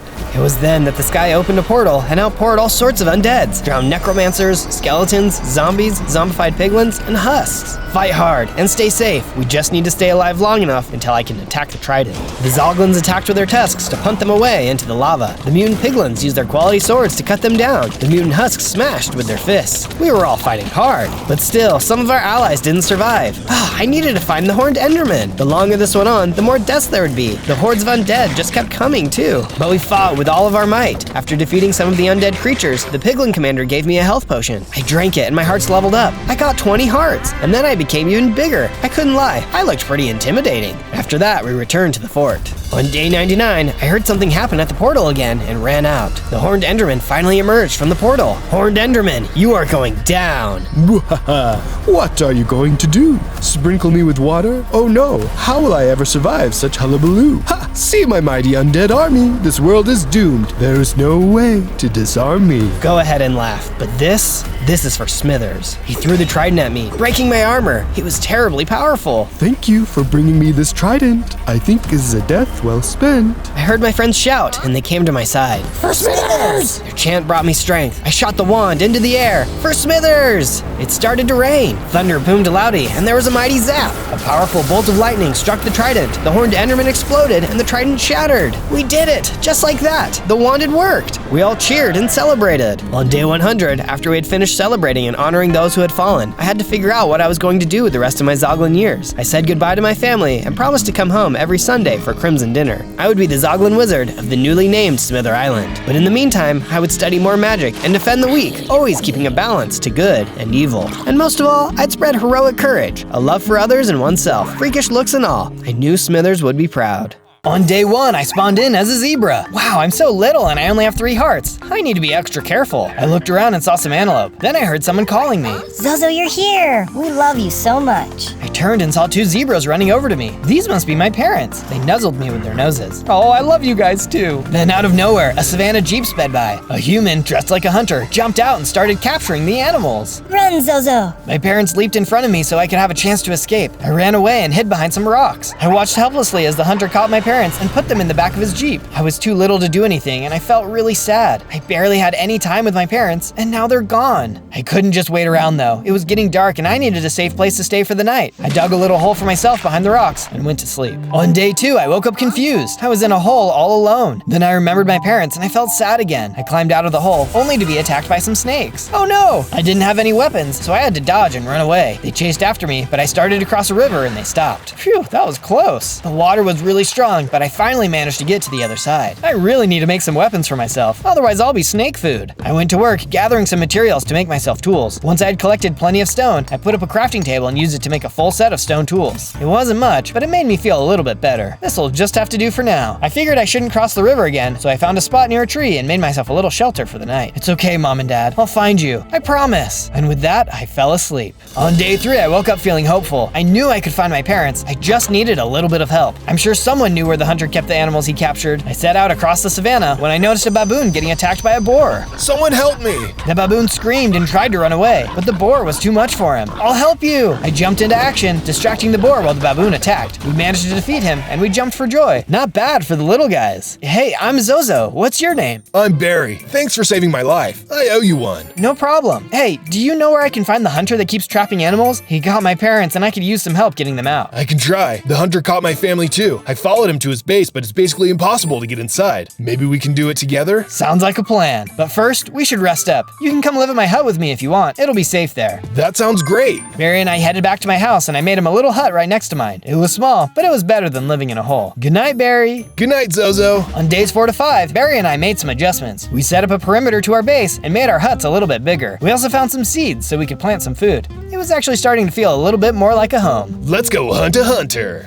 Barry tried to look scary as he said it, but it sounded a little silly. Too much? Yeah, too much. He shrugged and we headed out. We passed through the desert and made our way further into the jungle. We crouched down as we approached the hunter's fort. It was huge, but I didn't see any guards. Just then, a bunch of baboons came running toward us. At first we thought they were going to be friendly, but then they started to attack us. Oh no, Barry, we need to run! We ran as fast as we could and eventually the baboons stopped chasing us. Why were those baboons attacking us? We're not the bad guys. I think the hunter can control the animals somehow. He wants us to be his servants. That's terrible. Were any of those baboons your family? No, I didn't recognize them. My family must be inside somewhere. We started to head home so we could reassess our situation when we saw a human up ahead. Oh no, it's another human. He's probably working with the hunter. We started to run away, but he called out to us. Hello, friends. No need to run. All I want is to take your picture. He held up his camera. He seemed harmless enough and he approached us slowly. My name is Patrick. Could I perhaps stay with you so I can get some good shots? Sure. You'll be safer with us than out by yourself. Maybe you can help us get our families back from the hunter. Patrick took our picture. I would be happy to help you. The more animals, the more pictures. Then he showed us one of his pictures. We went home and helped Patrick to build a little house for himself. He seemed to really love it and took pictures of everything. Eventually, we all got tired and went to sleep. On days 6 to 8, I woke up to Patrick taking pictures of me. Beautiful. Even when you are drooling, you look great. He printed out the picture on his Polaroid. Here, take a look. I looked at the picture. It had me drooling, along with some weird symbols underneath. Huh, maybe it's a weird human thing. Patrick left to go take pictures of the rocks when Barry walked in. I don't know if we can do this, Barry. We are just a small zebra, a baboon, and a very odd human. We are going to need a lot more help in order to free our families. I think I know someone who could help. It'll take a little while to get there, but he's our best shot. All right, let's go. We headed out, leaving Patrick to keep watch of the base. We made our way across the savannah. It was really hot, but we finally made it to an oasis with a watering hole and trees. There were elephants everywhere. He's over there. He doesn't like strangers. Let me talk to him first. Barry turned toward a large tree where an elephant was sitting on a rug. Barry walked over and chatted with him for a minute before waving me over. Welcome, my young friend. What is it you seek? We want to rescue our families from the hunter. He has captured a lot of innocent animals and he needs to be stopped. The elephant nodded. Yes, I know the perfect artifact that will help you. It is a necklace with the tooth of a lion. It has been lost, but rumor has it that it is buried at the base of a secret underground waterfall. Find the waterfall, and you'll find your necklace. How is a necklace going to help us? Yes, it has the power to give you the strength of 10 men, or in your case, zebras. Oh wow, thanks so much. Barry and I were much happier as we went home. We could finally defeat the hunter. On days 9 to 10, we arrived back at the base. Patrick was taking pictures of some hippos he had befriended. Wow, what magnificent creatures! We talked to the hippos and found out that the hunter had taken some of their family too. We offered to make them a little enclosure in our base. After finishing up, they were very happy and thanked us for taking them in. I went out to go gather some materials and maybe locate the waterfall. I went back to the river because maybe the waterfall was close by. I crossed the river and saw the snakes that I had met before. Get back, you noodles! I smacked them and was able to defeat all of them. I really have gotten stronger. Maybe it won't be so hard to beat the hunter after all. On days 11 to 12, I kept exploring. I found a rock formation and inside of it was a cavern. I found some more materials and decided to go a little bit deeper. As I went down further, I was suddenly attacked by some nasty spiders. Oh, gross, none of that! I got a few hits in, but I defeated them all pretty quickly. It was then that I felt a surge of power and I transformed into a bigger zebra. Whoa, I feel amazing. I feel like I can take on anything. I continued down the cavern, hoping to find the waterfall, but there was nothing. I felt sad about that, but at least I'm stronger now. I made my way out of the cavern and headed back to the base. On days 13 to 15, I was making my way back to the base when the hunter drove by in his Jeep. I'll be back for you, Zozo, right after I collect your little friends. I was so confused. How did he know my name? What did he mean about my friends? He drove away really fast and I tried to catch up, but it was hopeless. By the time I got back to the base, I realized what the hunter meant. All of my friends were gone. He must have captured all of them, but how did he get in? I looked around and found Patrick's camera on the ground. The last picture he took was of the hunter shaking hands with Barry. Traitor! Barry sold us out! I was so tired from my journey that I barely made it to my bed before I fell asleep. On days 16 to 19, I woke up discouraged. I figured I needed to move my base, so I went about collecting some stuff. I was looking around the hippo enclosure when I noticed Patrick hiding behind a rock. Patrick, you're okay. Yes, I'm fine. I'm just so grateful that I was able to hide before that awful hunter took everyone away. I can't believe Barry made a deal with him. I know, it's crazy. But hey, I found your camera. I thought you might want it back. Patrick was so happy, he took a bunch of pictures of me. Then we went to scout out a new spot for our base. We worked on clearing out an area near some trees and started to build from the ground up. I built everything I thought we could need and even a little bit of extra just to keep us safe. I sure hoped no one would attack us because it was a lot of hard work. Soon, everything was complete. Patrick, we need to do all that we can to protect the animals on the savannah. I think we should build some sort of statue that will help them know that they can come here for refuge. I think that's a great idea, Zozo. We started to gather some supplies and built the base of the statue. Can you tell what it might be? On days 20 to 22, Patrick and I went looking for the underground waterfall that the elephant had told us about. We followed the river up a little ways before running into a pack of lions. We didn't know if they were friendly or not, so we approached slowly. Hello, have you seen any underground waterfalls anywhere? The lions seemed nice enough, but they were looking confused. Waterfall? Why are you looking for a waterfall? We were told by a wise elephant that we could find a special necklace buried at the base of the underground waterfall. It's actually a lion's tooth. The lions looked even more confused. There is no such thing. If anyone would know, it would be us. Now it was my turn to be confused. Then I realized it was the elephant that told me about the necklace. An elephant that Barry knew. It must have been all made up. Come on, Patrick, we need to go find that elephant and see what he actually knows. Patrick finished taking pictures of the lions, and we headed to the oasis. Once we arrived, we noticed that all of the elephants were gone. Oh no, what are we going to do? I think I actually hear something over there. Patrick pointed to a large rock formation, and sure enough, an elephant was hiding. It was the elephant we had talked to before. Hey you, we need some answers. The elephant trembled. He actually looked pretty scared. Please don't hurt me. My family was captured by that awful hunter. Barry told me if I lied to you, the elephants would be safe.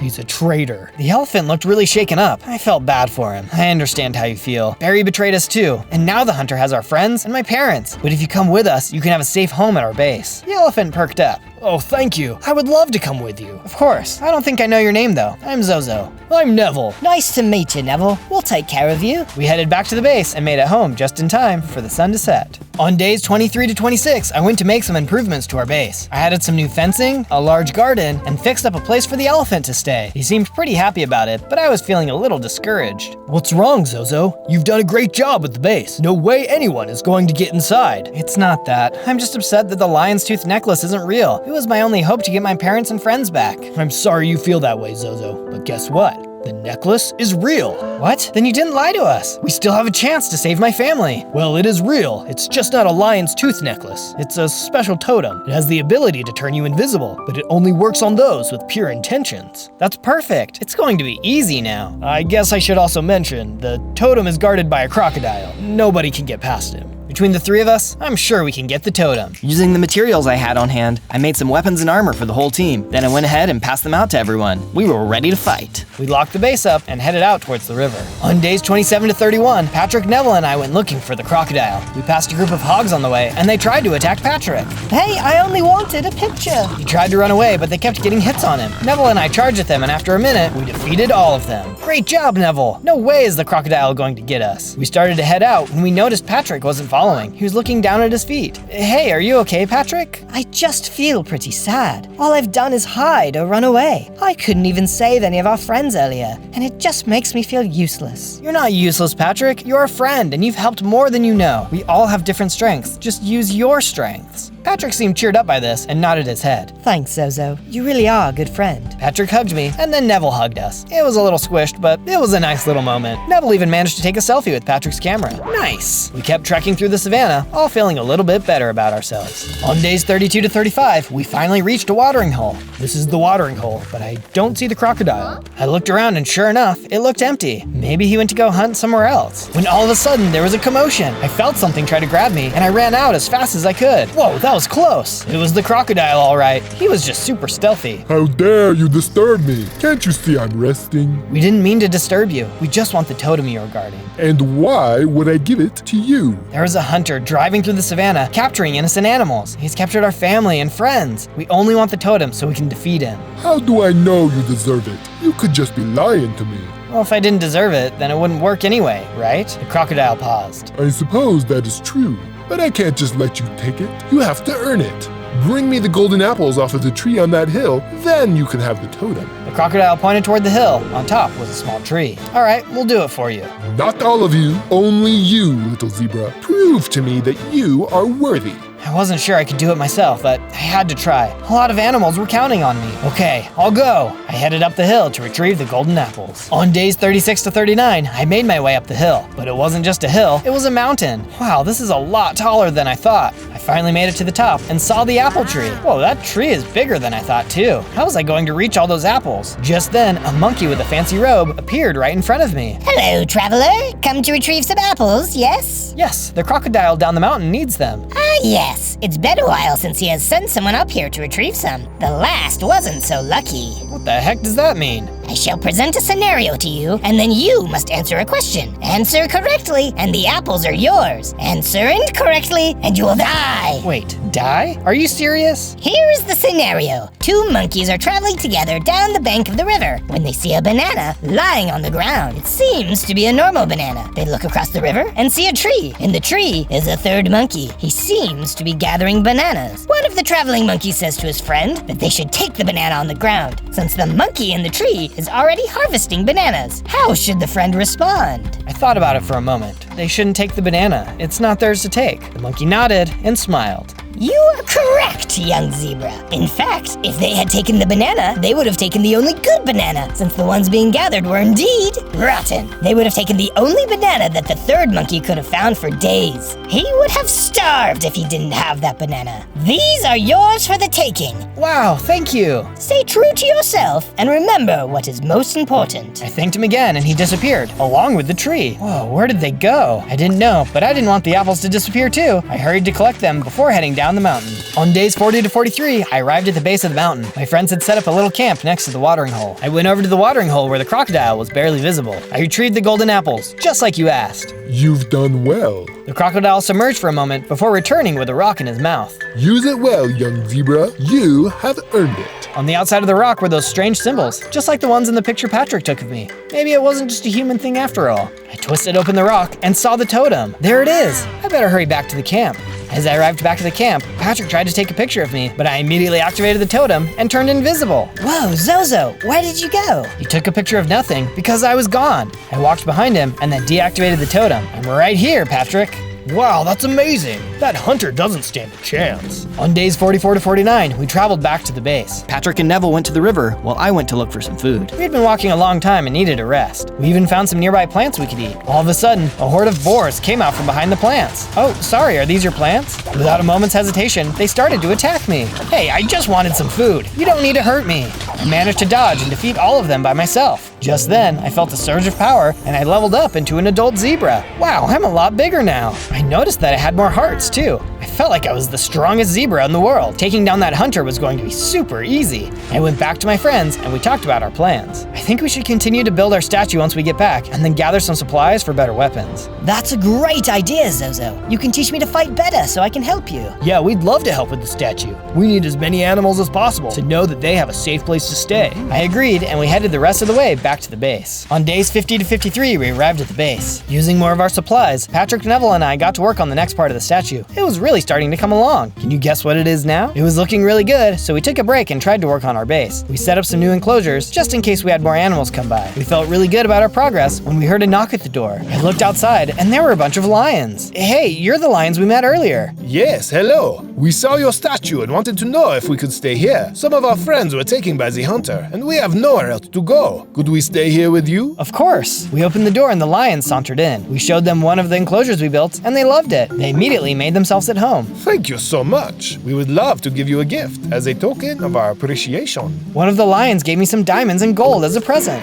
Wow, this is incredible. Thank you so much. I immediately began working with the diamonds at my crafting table and made myself some better armor. Wow, this is amazing. That night, we all gathered around the campfire and had a fun time. Patrick even tried to juggle for us. It was a good way to end the night. On days 54 to 57, I woke up to someone screaming. I raced out of my house to find animals running around like crazy. I noticed that the base's front door was open and there were hyenas running around. Oh no, we've got to get them out of here. The lions and I were able to defeat some of them and drive the rest of them away. Phew, that was close. But how did they get in? One of the lions stepped forward, his head hung low. I am so sorry, Zozo. I went out during the night to do some hunting, and I must have forgotten to close the door all the way when I came back in. You can kick me out if you want to. I deserve it. He looked so upset, but I knew it was an accident. It's okay. Nobody got hurt and nothing was taken, so we are okay. He seemed relieved, and we all headed back to our houses. When I walked inside, it looked like one of my chests had been opened. I ran over and I realized my totem of invisibility was gone. Oh no! Neville heard me from outside and peeked in. Is everything okay, Zozo? No, my totem is gone. Those hyenas must have taken it. Oh no, we need to get it back, and fast. We told Patrick what had happened, and he agreed to come with us to find the hyenas. I think I might even know where they live. I saw them once near a cavern, and I tried to take a picture, but they tried to eat me, so I ran away. That's awesome, Patrick. Not the almost getting eaten part, the knowing where to go part. He nodded and smiled. I know. I talked to the lions before we left and told them to let in any other animals that needed help. They agreed, and we headed toward the cavern to retrieve my totem. On days 58 to 62, we traveled toward the cavern that Patrick told us about. We ran into some degus on the way and told them to go to our base if they wanted a safe place to stay. They happily agreed. We also ran into some ostriches and some frogs. We extended the same invite to them as the other animals, and they accepted. Wow, I hope we have enough space for everybody. The whole savannah wouldn't be able to fit in our base, but we could sure try. We kept traveling and gathered some food and seeds as we went. We were going to have a lot more mouths to feed when we got back. We finally arrived at the cavern, but it looked empty. Are you sure this is the right place, Patrick?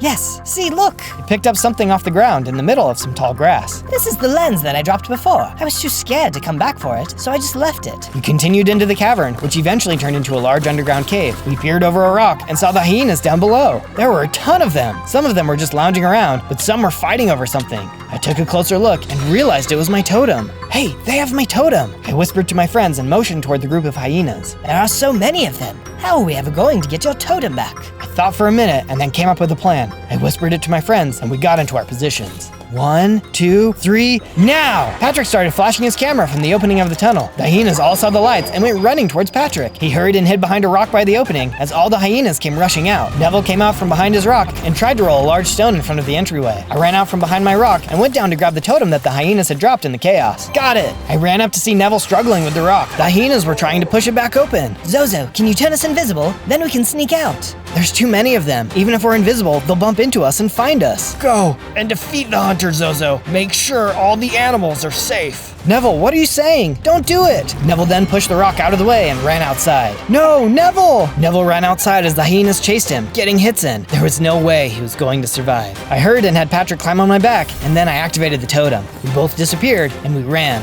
We watched as Neville was defeated. We had to get out of there. We had no choice but to leave.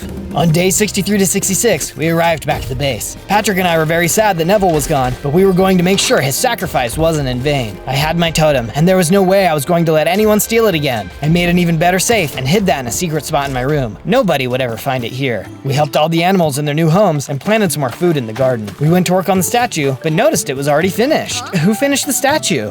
We did. The lions came up to me and all bowed at my feet. We owe you our lives, young zebra. We hope you accept our work on your statue as a way to show our gratitude. Wow, it's not every day that the king of the savannah bows to you. Thank you, but I'm not the true hero. Neville sacrificed himself so that I could get the totem back. You should be honoring him. Then we shall honor our fallen friend and build a statue of him as well. We all worked together and made a statue of Neville standing on the landing of our other statue. He was raising his trunk in triumph. It was perfect, and I knew Neville would have liked it. On day 67 to 70, I woke up to Patrick taking pictures of me again. Wonderful. Patrick, not now. I'm trying to sleep. Sorry, but I had a thought, Zozo. What if the totem gets stolen again? Or even lost while we are inside the base? We definitely need a backup plan. We should scout out the base, just in case. That's a really good idea, Patrick. Perfect. I'll meet you outside. Don't forget your totem, just in case. He left, and I looked toward my safe. I actually felt safer with it here, so I didn't bring it. I would tell him later. We gathered the animals to let them know we were leaving. We told them that if any animals came by, they were more than welcome to stay, unless they were hyenas. And don't forget to shut the door all the way. One of the lions looked away in embarrassment, but he understood. All right, we will be back in time to make some final preparations. Then we'll get our friends and families back. Everyone cheered to that, and we took off. On the way there, Patrick took some pictures while I gathered some seeds. We also ran into some small monkeys. We told them where our base was, and they started to head that way. It felt good to know that we were helping. On day 71 to 74, Patrick and I snuck around to the same spot where Barry and I had been earlier. We looked around the base, and it seemed bigger than the last time. I can't believe it. I looked where Patrick was looking, and I saw Barry. It looked like he had gotten bigger. There were other baboons there, and Barry seemed to be bossing them around. He sold us out so he could be the boss of the baboons? Well, I guess so. I still couldn't believe it. Barry had been my friend, and he seemed genuinely interested in helping me. Hey, Zozo, I'm glad you are my friend. Thanks, Patrick. Where did that come from? I was just thinking, and you've been really awesome to me. Just wanted to thank you for everything you've done. Then Patrick hugged me.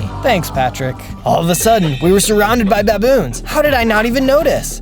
Right on time. I looked and I saw Barry looking down at us. We don't want to fight you, Barry. Well, that's funny, because I do want to fight you. Barry swung his arm and smacked Patrick. No, stop it. As soon as you give me the totem. What? The lion's tooth necklace? It doesn't exist. You know that. No, Zozo. The totem of invisibility that you got. What? How did you find out about that? I have friends on the inside. All of a sudden, Patrick got up and walked over to Barry. No, Patrick, you're working for him? Why? I had to, Zozo. After our base was attacked the first time, Barry told me to keep my eye on you. He threatened to hurt you if I didn't help him. The hunter wanted more animals, and they told me to gather them all in a safe place so they could collect them later. How have you even been talking? I've been sneaking out at night. I told them about the totem a few days ago. The lions thought they had left the door open, but it was me. It's all my fault. Neville is gone. Patrick hung his head down low. He looked so sad. Barry hit Patrick again. Enough, you. Now, Zozo, give me what I want, and maybe I won't hurt Patrick again. I don't have the totem with me. What? Why didn't you bring it? I thought it'd be safer at the base. Why do you need it anyway, Barry? Why do you think? The hunter will be able to turn invisible and trap any animal he pleases, and I'll be its right-hand man, or baboon, king of the monkeys. It won't even work for you, Barry. It only works for the pure of heart. I had to earn it. So you say. I think you just think you're better than me. He hit Patrick again. Stop it. I'll take you to our base. That's just what I wanted to hear. Move it. On day 75 to 78, we slowly traveled back to the base. Patrick and I were bound and dragged behind the other baboons. I wondered why they even agreed to help Barry. I tried to talk to one of them. Psst, hey, we can get you out of here and you can live with us. You'll be safe there. The monkey looked at me sadly. We'll never be safe, not with the hunter and Barry around. It isn't the worst, actually. The hunter gives us food and a place to sleep, but we are basically his servants. We can't leave because they'll just find us again. I felt really bad for the monkey, but we couldn't give up now. We can defeat them. If you help us escape, we can all work together. The monkey thought about it for a second, but then Barry started yelling. Hey, no talking to the prisoners. He hit the sad monkey, who immediately ran up ahead, pulling me along. Well, at least I tried. We soon stopped at a water pond to rest. I walked over to Patrick. He wouldn't even look at me. Patrick, I know why you did all of this, and I don't hate you. He looked at me. Really? Yeah, you were just trying to protect me, but I'm not giving up. We will defeat Barry and the hunter if it's the last thing I do. Patrick looked back down at his feet and sighed. I don't know, Zozo. We're all kind of in a sticky situation. I think maybe we can get the baboons on our side. All of a sudden, Barry hit me. No talking, prisoner. Keep moving. I tried to formulate a plan the rest of the way. At this point, we just had to hope for a miracle. On day 79 to 84, we were getting closer to the base. Suddenly, Barry stopped. Bring Zozo forward. The sad baboon brought me closer to Barry, still keeping me bound. Zozo, you will go in and retrieve the totem.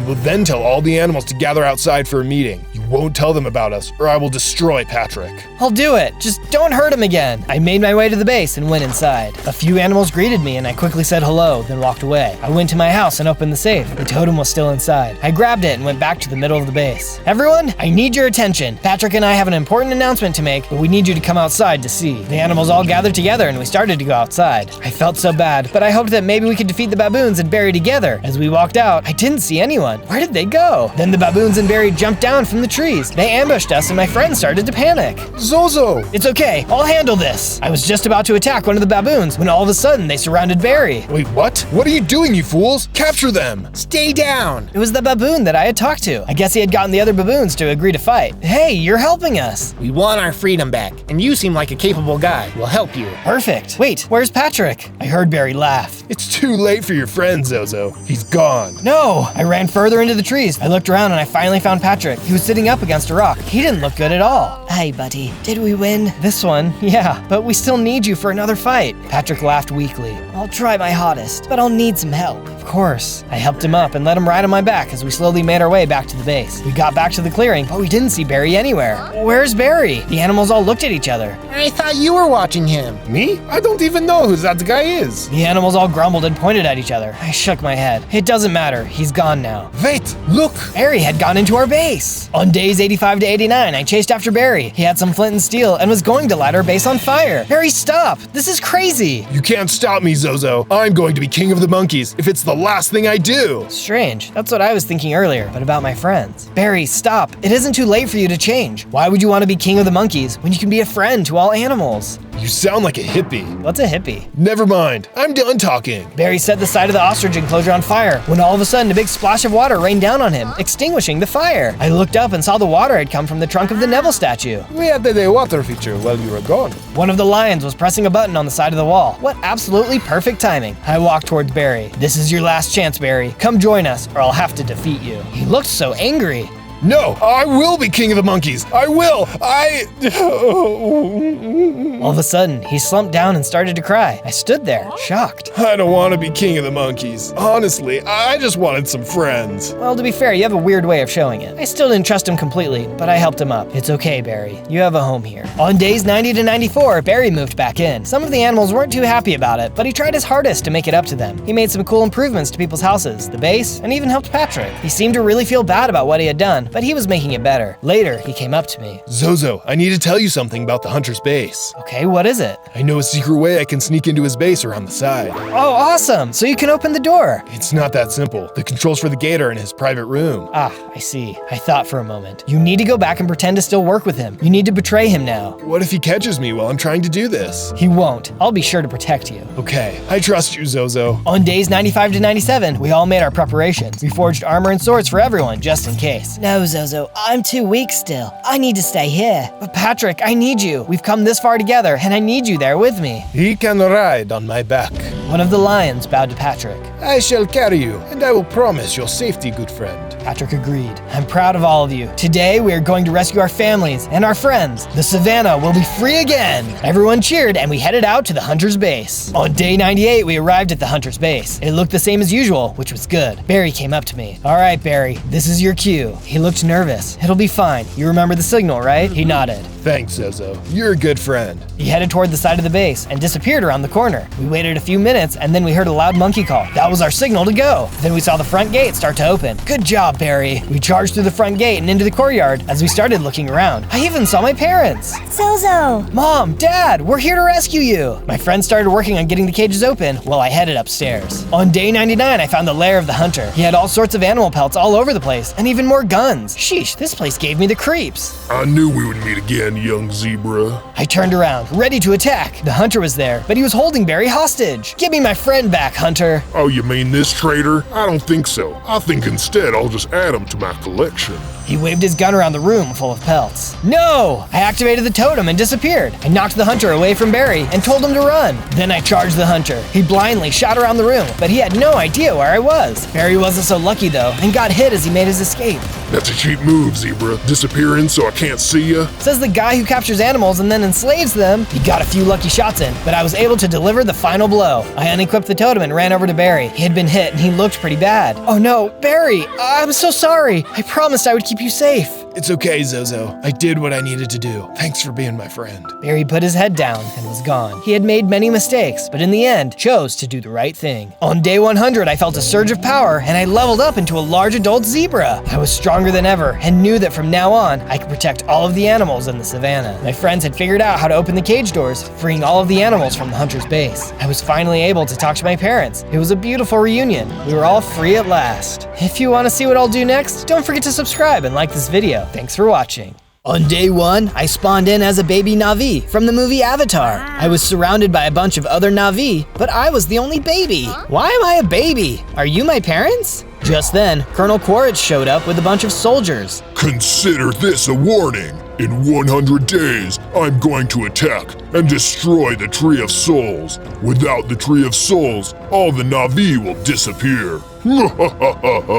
Everyone around me was angry, and they attacked. It was no use though. We were no match against the Colonel and his men. Quick, Zozo, take this. My parents threw me a ceremonial bow and some arrows, and told me to hurry and hide deeper in the cave. No, wait! My parents joined the fight, but they too were quickly defeated. I had no choice but to run away and hide in the cave. I have 100 days to stop the army from destroying the tree, but how can a baby like me stop an entire army? On day 2, I ran deeper into the cave. I had to be careful because I only had 4 hearts. Just then, I heard footsteps behind me. Someone was coming. I hurried and hid. A few military guys came running up and stopped in the tunnel.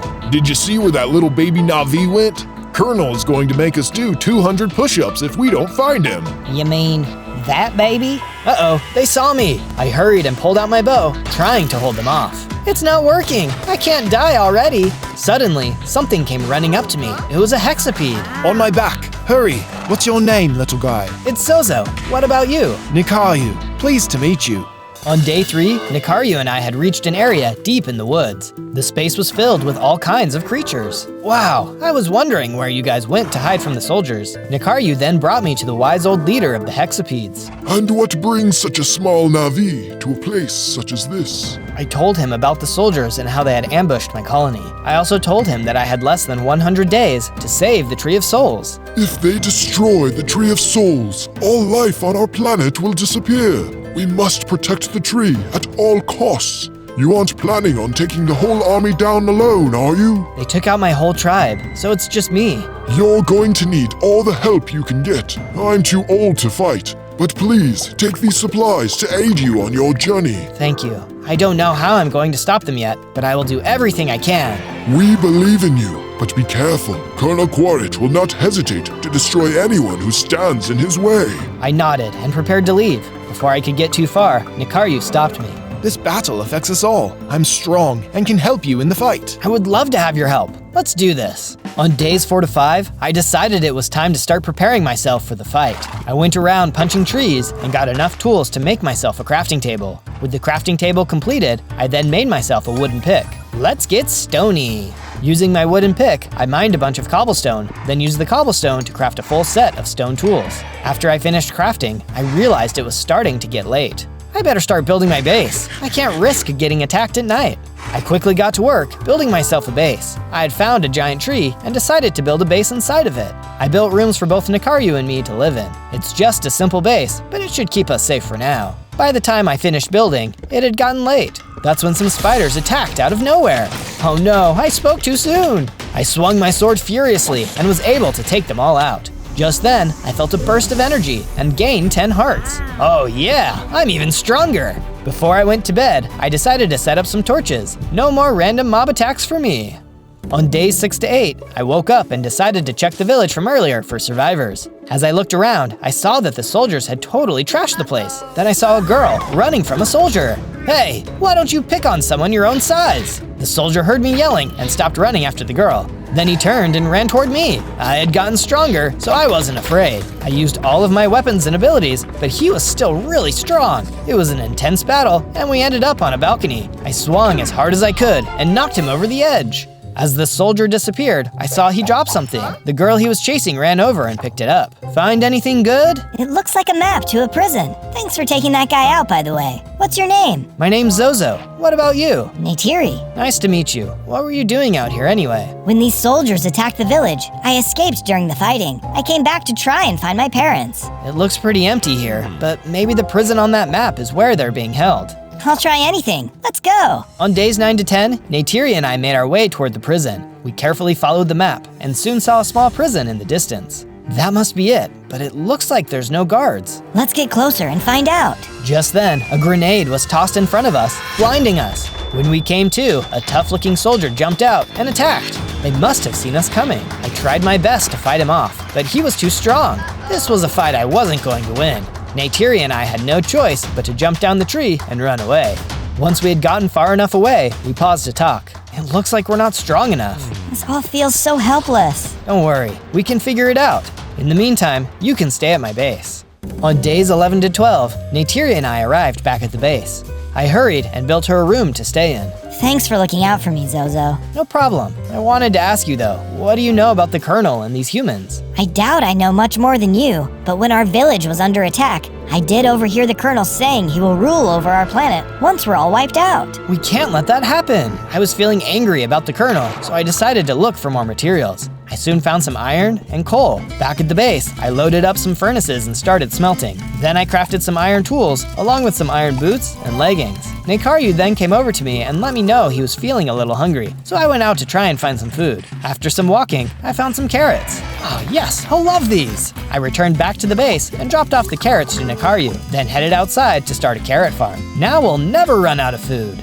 On days 13 to 15, I wanted to get stronger, so I asked Neytiri if she could help. The strongest warriors would train by hunting manticore, but only the adults. True warriors never harm the babies. Okay, I'll give it a try. I left the base and soon found myself in a tundra. The manticore should be close by. That's when I noticed some manticore feathers on the ground. Aha! I must be getting close. I looked a little further when I saw 2 manticores up ahead, a baby and its mom. I started to sneak toward the adult when suddenly a couple military guys jumped out and took out the baby. Those cowards! They then tried to fight the mom, who quickly took out one of the soldiers. It wasn't enough though, and the other soldier took her down. I rushed in. What do you think you're doing? The Colonel has given us orders to destroy all the animals. We can't have you Na'vi trying to get stronger now, can we? That's assuming I'm not strong enough already. I charged at the soldier, angry at their disrespect. The soldier thought he was a tough guy, but in a few moments, I showed him up and took him out. As he disappeared, I saw he had dropped a manticore heart. I picked it up and took it with me back to the base.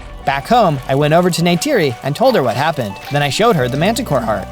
That is what our warriors are after when they fight the manticores. Eat it. Eat it? If you say so.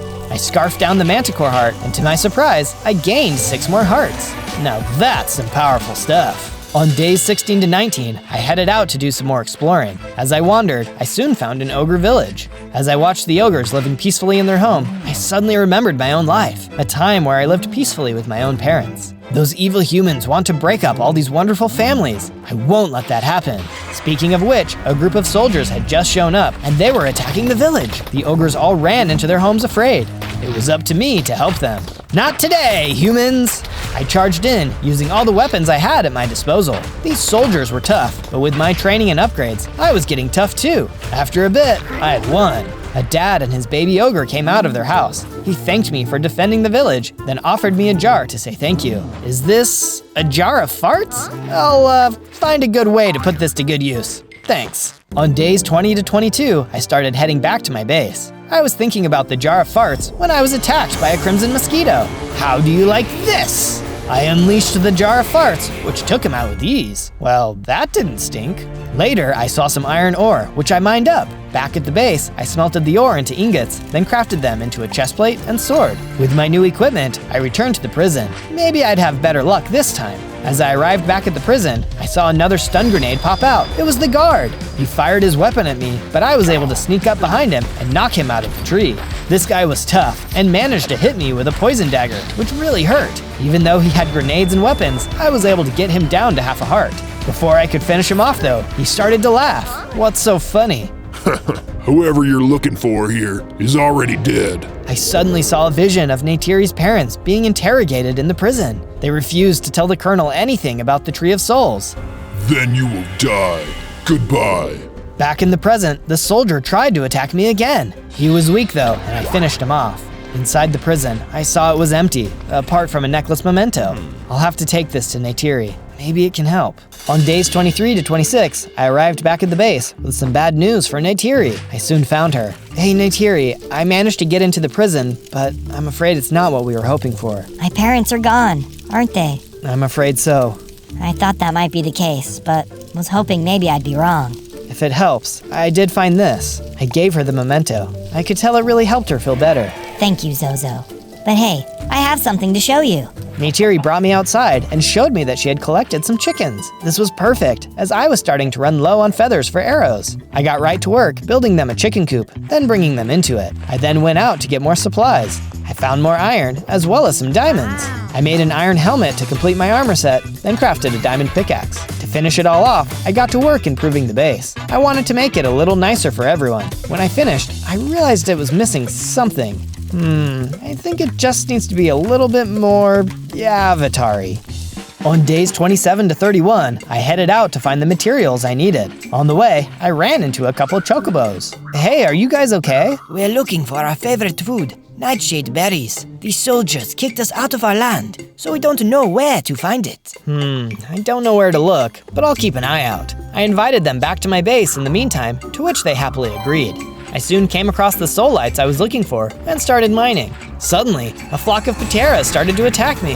Hey, I'm not bothering you. Leave me alone. I managed to fend the pateras off, and then I finished mining up the soul lights. Back at the base, I used the soul lights to finish the decorations. It was looking really great. I then built the chocobos their own rooms to stay in. They were really happy about that. Then Nekaru came running up to me. The soldiers are attacking my herd. Come quickly. I jumped on his back and we rode off to help. On days 32 to 35, we hurried back to the herd. As we arrived, I could see the place was filled with soldiers. We've got to help them. I rushed in, knocking out as many soldiers as I could. The hex beads had really hurt them, so I was able to finish several of them off. That's when I saw a soldier fighting the elder. Hey, get away from him! The soldier hit the elder, a hit he surely couldn't survive. No! I rushed in and took out all of the remaining soldiers. I approached the elder, but it was too late. Zozo, stay strong and keep fighting. And please, keep looking after my son. And before I could respond, he died. Nekaru, I'm sorry. I didn't know he was your dad. All I could think about was the moment my parents died. My heart hurt for Nekaru. It's okay, Zozo. Looks like we're both orphans now. We still have each other. You can stick with me for as long as you want. On days 36 to 39, I decided to spend some time out alone. It had been a rough few days. That's when I heard someone call out to me. Hey, you! Wait! What's going on? My house has been taken over by a boar. Everyone is too scared to help me. Okay, sure. I'll help. Tell me where to go. I headed off in the direction the goblin had pointed me. I soon saw the cave he described, and when I went inside, the boar attacked me. Hey, don't be so mean! The boar was tough, but I finally managed to beat them back. I was about to deliver the final blow when a voice cried out. Wait! Please don't hurt my mom! I turned and saw a baby boar. I asked them why they were in someone else's house, but before they could answer, the goblin from earlier showed up. What are you waiting for? Take them out! Wait, something isn't right about this. Just then, the goblin went to attack the boar. But before he could do any real damage, I stepped in and took him out. Thank you! That goblin was trying to kick us out of our home. Wait, that's what he said you did to him. He was lying so you'd come after us. That's when I noticed he had dropped a note. It was from the Colonel. It read, "Destroy as many animals as you can, and you will be rewarded greatly." He's trying to turn everyone against each other. We've got to hurry and stop him. On days 40 to 43, I arrived back at the base. I felt bad for everyone who had lost a friend or family, so I decided to improve the base. I went around and made each room a little nicer. Now that's looking great. I'm really worried about the herd. My father had really given them a home. Then tell them all to come live here. Nekaru went to tell the other animals, and I got ready, preparing a place for them to stay. We were all going to be one big happy group, and I couldn't wait for everyone to arrive. Just as I finished up, the Chocobos from earlier came over to chat. They told me they were now big fans of carrots, but unfortunately, they were going to need their favorite food. Otherwise, they couldn't survive. Okay, don't worry guys, I'll find it. They explained what it was and where I could find it, then I hurried off. On days 44 to 49, I arrived in the location that the Chocobos had told me about. As I was exploring, I nearly ran into the Colonel. Aha! I knew I would find you here. What do you want? You keep attacking my men and saving all the animals. Stop getting in my way. I'll never stop, not until you're defeated. Good luck with that. The Colonel waved his arm, and a super soldier dropped from a Samson aircraft in front of me. The Colonel chuckled and left us to fight. This was going to be my hardest fight yet. The super soldier was strong, bigger than normal humans, and had attacks I had never seen before. He shot rockets from a tube he was carrying on his shoulder. What lab did this guy crawl out of? I did my best to hit him with my bow, but it didn't seem to do much damage. The arrows weren't working. Looks like it might be time to try something new. On days 50 to 53, I kept fighting against the super soldier. It was time to stop fighting from afar and get up close and personal. Take this! I charged in and started swinging my sword. With me being this close, his rockets were completely useless. Now that he wasn't hitting me as hard, it was only a matter of time. At long last, I delivered the final blow.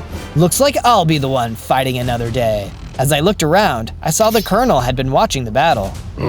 I'll be back for you, Zozo. Mark my words. I charged at the Colonel, but before I could get a hit in, he threw a stun grenade right in front of my feet. When the smoke cleared, the Colonel was gone. I'm the strongest I've ever been, but it's still not enough. I have to get stronger.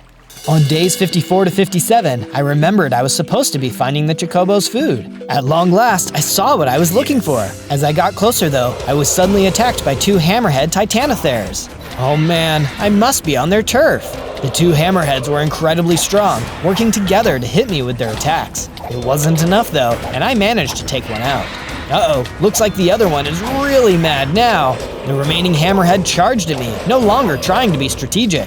It wasn't much longer, and I had taken them out as well. As it disappeared, I noticed it had dropped poisonous skin. I bet I could use this to make poison arrows. Oh, this will really help me out. I then collected the nightshade berries and headed back to my base. Back at the base, I met up with the Chocobos and gave them the nightshade berries. They jumped for joy and told me that they could now access their special power. Special power? You should have mentioned this before. The Chocobos explained that they can tap into the planet's life force and communicate with those who have passed on, but only for short amounts of time. So, my parents. The Chocobos nodded and then put their head down. There was a glow, and suddenly I could see my parents in front of me. Dad? Mom? It's us, Zozo. We're so proud of you and what you're doing. Keep fighting. We know you can defeat the Colonel. There was another bright light, and they disappeared. Thank you for doing that for me. Now let's win this fight.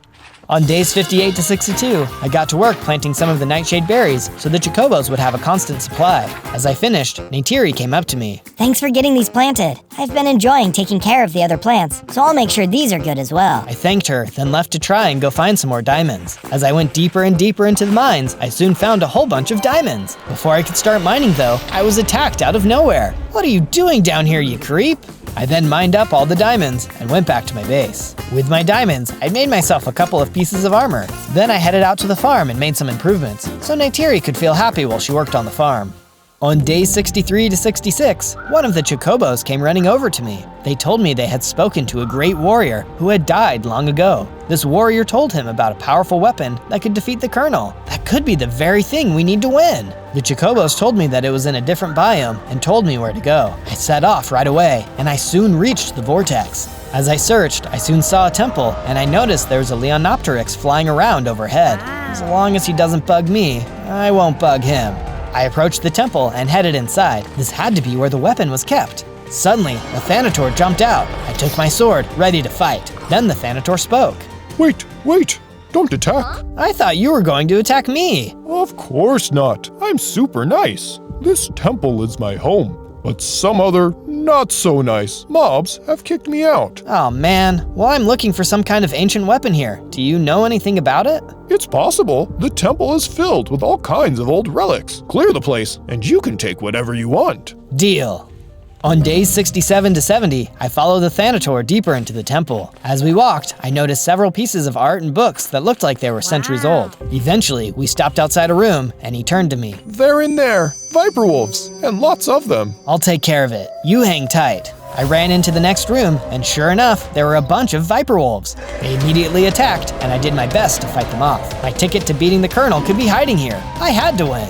Time to say goodbye. I kept swinging, and at long last, the viper wolves were all defeated. I heard a noise in the corner and saw there were some smaller Thanators hiding nearby. Thank you, Zozo. This is my family. They all thanked me, and I took off to look for the weapon the ancient warrior had mentioned. I looked and looked in every nook and cranny, but there was nothing. Shoot, the weapon must not be here anymore. I met back up with the Thanator and invited him and his family to live at my base, but he said they were happy here. I thanked him for letting me look, and then left to go back to my base. On days 71 to 74, I left the temple as the Leonopteryx circled in the sky above. I paused for a moment. Did you know this isn't my first adventure? You can watch more of my videos after this one is over. Just search for Zozo, Z-O-Z-O. I was getting closer to my base when I came across a group of soldiers. More of these guys, huh? Not for long. I charged in and started taking them out. The less pesky soldiers there were, the safer the land would be. Soon, I had taken them all out. That's when I noticed one of them had dropped a note. It said, "To all soldiers, there is a Na'vi named Zozo who needs to be defeated immediately. I, Colonel Quaritch, am working on a special weapon to destroy the Tree of Souls. It will be done at the end of the 100 days, but this Zozo needs to be dealt with immediately. All soldiers will be on double shifts until he is destroyed." It looks like I'm making a dent, but what is this weapon he's working on? I have to find a powerful weapon of my own, and fast.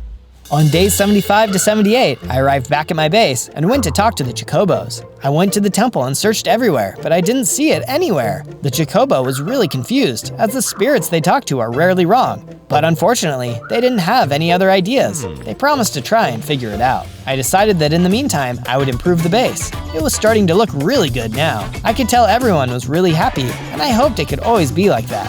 When I had finished making my upgrades, Neytiri came over to talk to me. Zozo, I have some great news. What is it? I have been experimenting with the plants and developed a superfood. I want you to be the first to try it. I picked it up and ate it down. It was delicious. Suddenly, I felt energy flow through me, and I grew even bigger, with even more hearts. Whoa, this is awesome! On days 79 to 84, I decided to test out my strength. I soon arrived in a new place and spotted the perfect test subjects. How do you like me now? I jumped in and managed to take them out in just a few hits. Now that's what I call power. Just then, I spotted someone watching me from afar. It was another Na'vi. He came over to me. You're pretty strong. Thanks. I can take on anyone. You could be stronger though. Oh, what makes you think so? Well, I'm stronger than you. Check it out. The Na'vi hit me, and he was right. He was strong. Ouch! Okay, you didn't have to hit me. I believed you. What's your secret? Come, I'll show you. The Na'vi then put me through a training program. He had a lot of good advice, and I was able to learn so many new things in a short amount of time. Once we were done training, the warrior tossed me an upgraded bow. Thanks, I'm feeling even stronger already. By the way, how did you get so strong? It was my mission to ride a Leonopteryx, but I've never been successful. Now I don't even know where to find one. I didn't know you could ride those. I actually saw one not too long ago. I could show him to you. No, I'm much too old now, but I think you could do it. Yeah, I'll give it a try. Say, why don't you come live at my base with me? No thanks, the wilderness is where I belong. I thanked him for his help, then turned to go back to my base. On days 85 to 89, I returned to the base and saw it had been attacked. Buildings were broken and no one was around.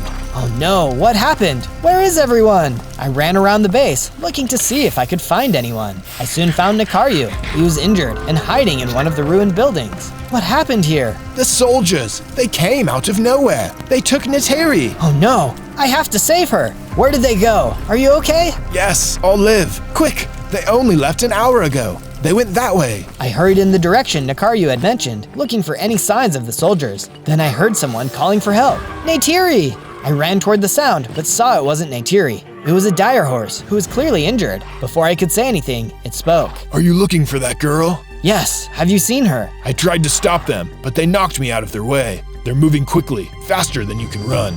But there is another way. What's that? Nearby is a special plant. Blue orchids grow on top of that tree right over there. Harvest one of the leaves and rub it on my wound. Then I can carry you to them in no time. Okay, show me the way. He told me where to go, and I ran off. I soon saw the tree. It was extremely tall, and the leaves I needed were at the very top. Let's get jumping. I jumped from branch to branch, doing my best not to fall. At long last, I reached the top and grabbed the leaves I needed. Sometime later, I was back by the dire horse. I applied the leaves, and he immediately hopped up. Hop on, there's still time. On days 90 to 94, the dire horse and I could see the soldiers appear in the distance. There was no time to waste. As we got closer, I could see Neytiri. She was being guarded by a few guards, as well as another super soldier. But this super soldier looked even stronger than the first one. I jumped off the dire horse and told him to get a safe distance away. I faced him. Let her go! Come to save your friend, huh? You'll never win. Get this Na'vi punk out of my sight. The normal soldiers charged at me, but I knocked them out with just a few hits. Huh, you're stronger than you look, but not stronger than me. The super soldier charged at me, unleashing a special attack. I didn't see it coming, and it did a lot of damage. This was going to be tough. You'll never take our land, our people! I took out my bow and landed a perfect shot, which seemed to disable his special attack. Now the fight was really on. You'll pay for that. On days 95 to 97, our battle raged on. He was madder than ever, now that he didn't have an advantage. Both of our hearts were dropping, and it was only a matter of time until one of us fell. Suddenly, he stepped back. One more hit, and I would win. You think beating me changes anything? I've done my job already. What is that supposed to mean? The Colonel has already completed his weapon to destroy the Tree of Souls. We took the girl to take you out of the game. You're too late. No! I jumped toward him and destroyed him for good. Then I noticed he dropped something. With this, I can do his same special attack. I quickly freed Neytiri. Hurry back to the base using the dire horse. I'm not strong enough to defeat the Colonel yet, but I think I know what I need to do. Neytiri nodded and ran off to find the dire horse and get back to the base. I don't know if this is going to work, but I'm crazy enough to try. On day 98, I rushed back to the temple. The ancient warrior said this was the location of the weapon, but he never said it was inside of the temple. I looked up at the Leonopteryx. If I can tame it, I'll finally be able to be the ultimate warrior. The Leonopteryx kept flying around, ignoring me completely. I thought about it for a moment, then pulled out my bow. I aimed and fired. The arrow was a direct hit. The big bird let out a screech and headed right at me. Oh boy, I may have really stepped in it this time. The bird swooped down to hit me. I jumped to the side and tried to get on its back. I was close, but missed. Shoot, I've got to keep trying. The bird was interested in attacking me now, and I did my best to avoid it. Sometimes it hit me, but most of the time I was able to land on its back. Finally, after several attempts, it worked. Got you. The Leonopteryx was mad at first, flying around like crazy, but soon it recognized it had lost, and soon it was smooth sailing. We bonded through the flight and soon landed back on the ground. I hopped off as the bird flew away, then suddenly I felt the power flow through me, and I leveled up into my biggest, final form. At long last, I'm ready to take this Colonel down. On day 99, I returned back to the village where it all began. The Tree of Souls was nearby. I passed through the tunnels I had run through nearly 100 days ago. I had grown so much since then. Suddenly, there was a flash of light, and I could see my parents standing before me. I was so close to the Tree of Souls, it made it possible for them to show themselves to me. Mom, Dad! Great job, Zozo. We've been watching your journey and are so proud of everything you've accomplished. Thank you. I just wish I could have saved you too. Don't worry about us, son. Everyone on the planet is counting on you, but we know you can stop the Colonel and save our way of life. I will do my best. We will be watching and supporting you. Do not lose hope. There was another flash of light, and they disappeared. I soon emerged from the tunnel into a large cavern. I could see the final tunnel to the Tree of Souls, but an army of super soldiers were blocking the path. Oh no, how could I possibly get past all of them? You won't be alone. I turned and saw Nakaryu, along with all of the friends I had made along the way. We will distract them. You go for the Colonel. I don't deserve friends as great as you. We don't deserve a friend as great as you. I smiled and thanked them for being my new family. It was going to be a tough fight, but it was for our home. Everyone ready? Attack! My friends charged at the super soldiers, who were shocked to see that they were the ones being overpowered. As they fought, I saw a chance to run through the tunnel. I took it and headed in. Hopefully my friends could stay alive long enough for me to take the Colonel down. On day 100, I entered another large cavern. In the center of it was the Tree of Souls. It was still standing, but the Colonel was in a mech suit, shooting it with energy beams. Colonel, it's over. I'm here to stop you for good. You'll pay for the lives you've taken. Stop me. Can't you see you're too late? This weapon can't be stopped, especially by a weakling like you. You'll have to destroy me first. I've spent 100 days developing this weapon. That will be easy. The Colonel then turned and fired his beam at me. It landed near me, causing an explosion. The explosion knocked me to the side, causing a lot of damage. I hurried and got out my bow, firing off arrows as fast as I could. I got some hits in, but it looked like it wasn't doing much damage. Arrows? Really? Do you see what you're up against? Give up now, and I'll let you stay alive as my pet. I'll never stop fighting! He shot off a beam again, this time hitting me. It nearly took all of my hearts. I ran and hid behind some rocks so that I could hurry and heal up. See what I mean? You have no chance, cowering like a small child, because that's what you are. Just then, I saw a wood sprite land near me. A wood sprite? It's a pure seed from the Tree of Souls. I could tell it wanted something with me.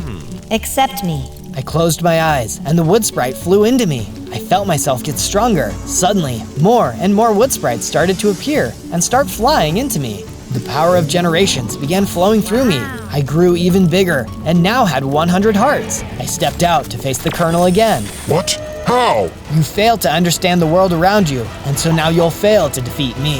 The Colonel yelled and started firing his energy beams at me. They still did some damage, but I barely felt a thing. I charged at him, sword in hand. I jumped into the air, slamming my sword down on top of him. His suit exploded, and he was destroyed. The world was safe once more. I celebrated with my friends. If anyone else tried to hurt us again, we would be ready.